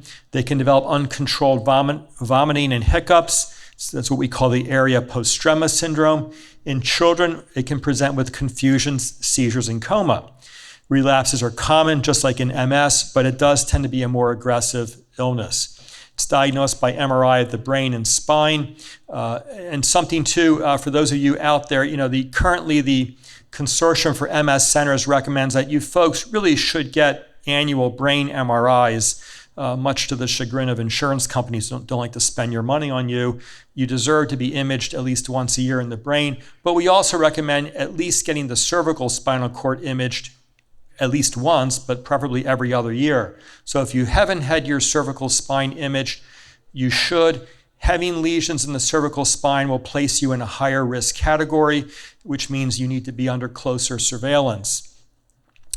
We will also try to diagnose NMOSD through a lumbar puncture, but there is now a blood test. So that's why I'm saying ask your doctor, because it's a simple blood test for what's called the aquaporin 4 immunoglobulin antibody, or AQ4 IgG antibody. But just ask for the aquaporin test. And your doctor should be able to order for you. Even if you think you just have standard MS, we do advise getting it checked. It is unfortunately only positive in 70% of cases, hence that's why we call it a spectrum disorder. It's still a clinical judgment in the other 30%. All right, we treat it with the acute exacerbations like we do with MS with high-dose steroids or plasma exchange, but it tends not to be as responsive to steroids, unfortunately, hence the use of plasma exchange. But there are now 4 medications, and I'm going to thank some of the folks who are present to help sponsor this event, manufacture these products. These are monoclonal antibody therapies. Monoclonal antibody therapies are quite safe, which is why we like them, and again, quite good at closing down NMOSD. This includes eculizumab, satralizumab, and inbilizumab, and these names are killing me. It's even harder to spell them than it is to pronounce them, but they are complicated names. Rituximab is often used. It's not FDA approved for this, but rituximab is more readily available. It's relatively inexpensive. There have not been formal studies, but it is generally considered to be a slower acting drug. Sometimes insurance companies make us use rituximab first, obviously because it's cheaper. They don't want to spend money on you, unfortunately. And we have to argue with them that it's, A, it's not approved, B, it's slower, and you got a bad disorder. We want to take aggressive action against it. Sometimes we have to use very potent immune suppressive drugs. These are often drugs used as chemotherapy against cancer. This will include Imuran or azathioprine, mycophenolate, Cellcept, methotrexate, a drug commonly used in rheumatoid arthritis, cyclophosphamide or Cytoxan, and there's Actemra, and IV immunoglobulin therapy. All right, so again, it's just important to be aware of this variant. It's a simple blood test, the aquaporin AQ4 IgG antibody. Wellness goes a long way to helping you, just like it does with MS. So physical therapy and physical and mental well-being will help the immune system. And just real briefly, what's new in MS? As I said earlier, 30 years ago, we had nothing. Now we have almost 30 medications. New medicines continue to be developed as we learn more and more about how the immune system works. We find newer ways to adjust and adulterate the immune system. The newest options still under study are what are called the BTK inhibitors. These work by modulating B cells and microglia, which are immune cells in the central nervous system. Also, we are looking for the development of new serum markers. These are blood tests that will allow for easier and faster identification of whether you have MS, but also how well your disease-modifying therapy is working for you. That would be a huge bonus for us. Right now, we depend upon you, your history, and MRI scans. It'd be nice to know by serum markers. Other issues that still that are big topics in MS, and this is one that I find quite both worrisome but urgent for us to figure out, and that's aging and the continued immune modification of you. These are immune modifying drugs. You need your immune system to survive, right, against infections, cancers, things like that. Well, we don't know what it means, to be, 60, 70 years plus and still be on immunosuppressive therapies. if we go back to when beta serin came out 28 years ago, let's say the average person was 30 years of age. Okay, well, they're almost 60 now. Do you keep immune suppressing someone into their 6th and 7th decade and beyond? We don't know. I mean, it's a huge problem because a lot of you out there are going to get into that thing where do you need to keep taking the medication indefinitely? And we just don't know. But it is a discussion, I call it the talk. It is the talk you have to have with your doctor about, hey, I'm 65, I haven't had a relapse in 10 years. Do we need to change course here? Does it make sense to change course here? And, it's all over the board. I've had people respond very differently. Some don't want to come off medication. Some want to go on something milder. It's just a discussion you should have. And I'm not here offering you an answer. There is no answer. Medical science has not worked on that answer, but it's an important thing to question. And this pandemic taught us a lot about, do we keep immune suppressing people when we got a severe pandemic going on? So it's an important topic to be aware of. And then finally, artificial intelligence. AI is going to infuse our lives in more ways than one, some better, some not.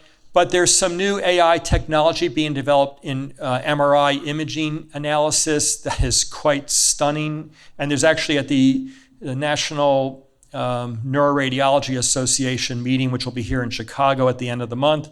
There's going to be presenting some data on this. And we're only human. Radiologists, get tired. They may miss things. AI doesn't miss things. And it's quite good at measuring brain atrophy, looking at brain volume issues, and assessing disease state activity autonomously. So very neat stuff coming down the pipeline. So anyway, a lot of good stuff. I thank you all for being here. Stuart's going to conclude this. And again, thank you for your patience. I know we ran a little bit late.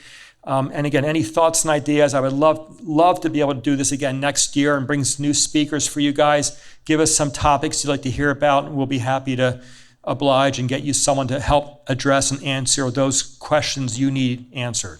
So thank you for your attention. We appreciate it. Thank you very much. Don't hang up yet. Does anybody have questions for the doctor? This blood test, do you know if most insurances cover it? The aquaforin one, yes, that'll be covered. Medicare, Medicaid, yes. Yeah. Can you, so a lot of people are here, they're wondering why we're talking about NMOSD. Can you let them know? I mean. So it is a variant of MS. It is an autoimmune demyelinating disorder. So demyelination, which is damaging the myelin, that's your insulation. Your nervous system is a bunch of wires, right? It's like electrical cords, and your electrical cords have insulation. Why? Because if there's no insulation, the copper wire can't conduct an impulse down the wire. Your nervous system is the same, except that you don't have a copper wire, you have a neural tubule. It's the insulation, the myelin around it, that allows a signal to go from point A to point B. MS damages the myelin, strips it off, and as a result, you get weakened impulses to go from point A to point B. If it's really bad demyelination, you get no signal to go through, and you get paralysis, blindness, or whatever symptom you're going to have. So it's a variant, just like that MOG, the MOG one that I think Dr. Block mentioned briefly.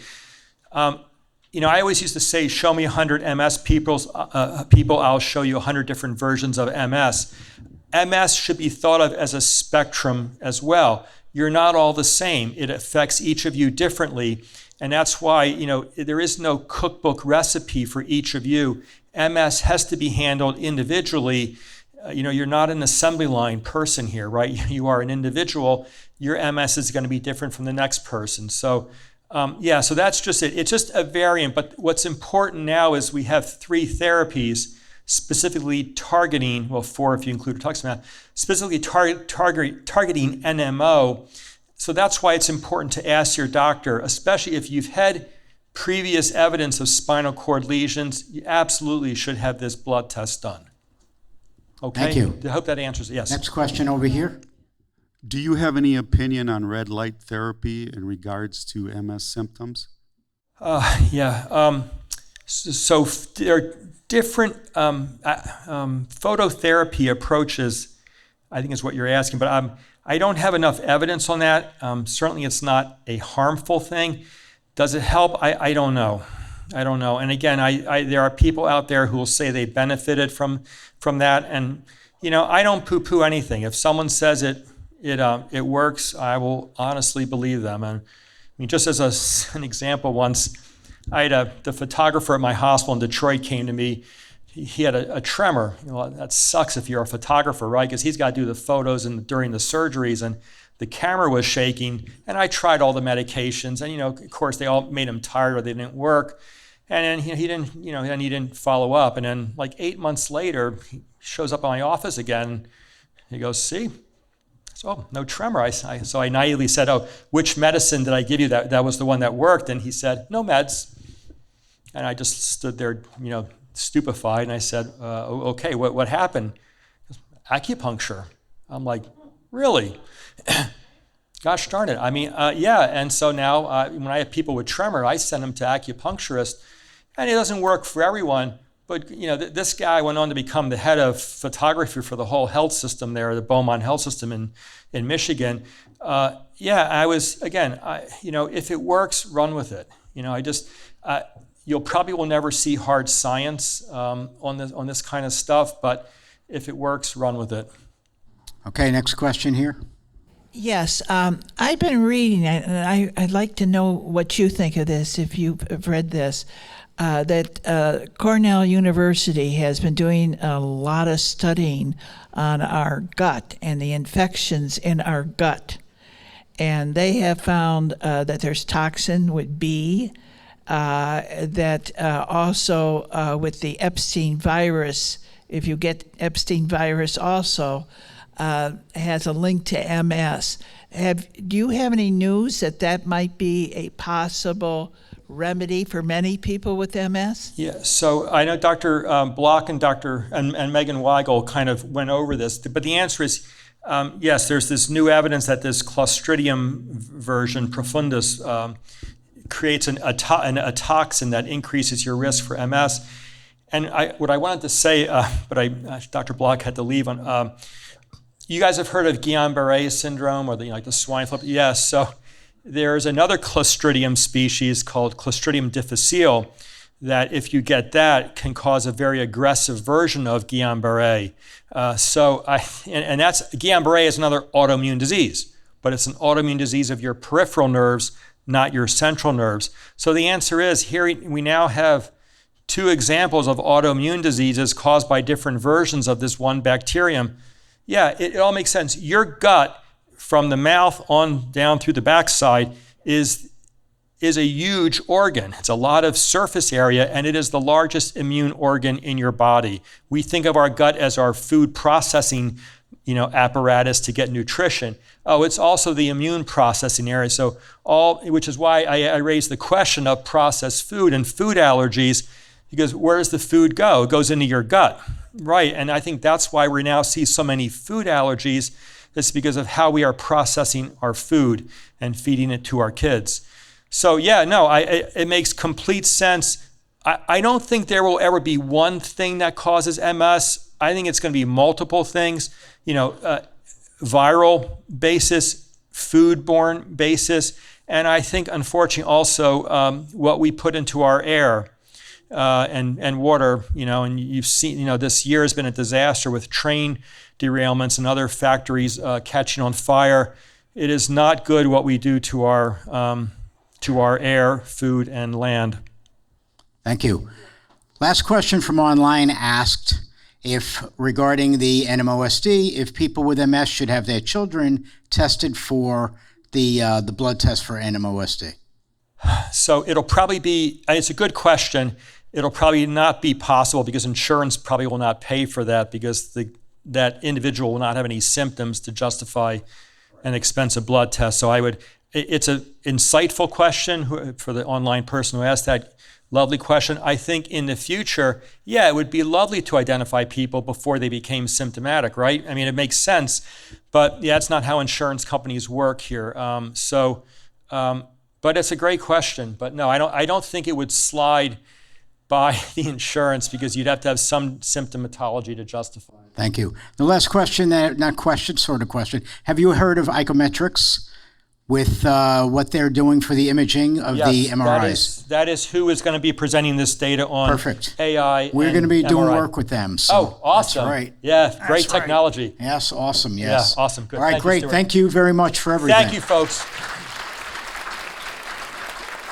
Today's sponsors were TG Therapeutics, Biogen, Bristol Myers Squibb, EMD Serono, Horizon, Novartis, Alexion, Genentech, Amneal, and Banner Life Sciences. And again, we want to thank all of them, right?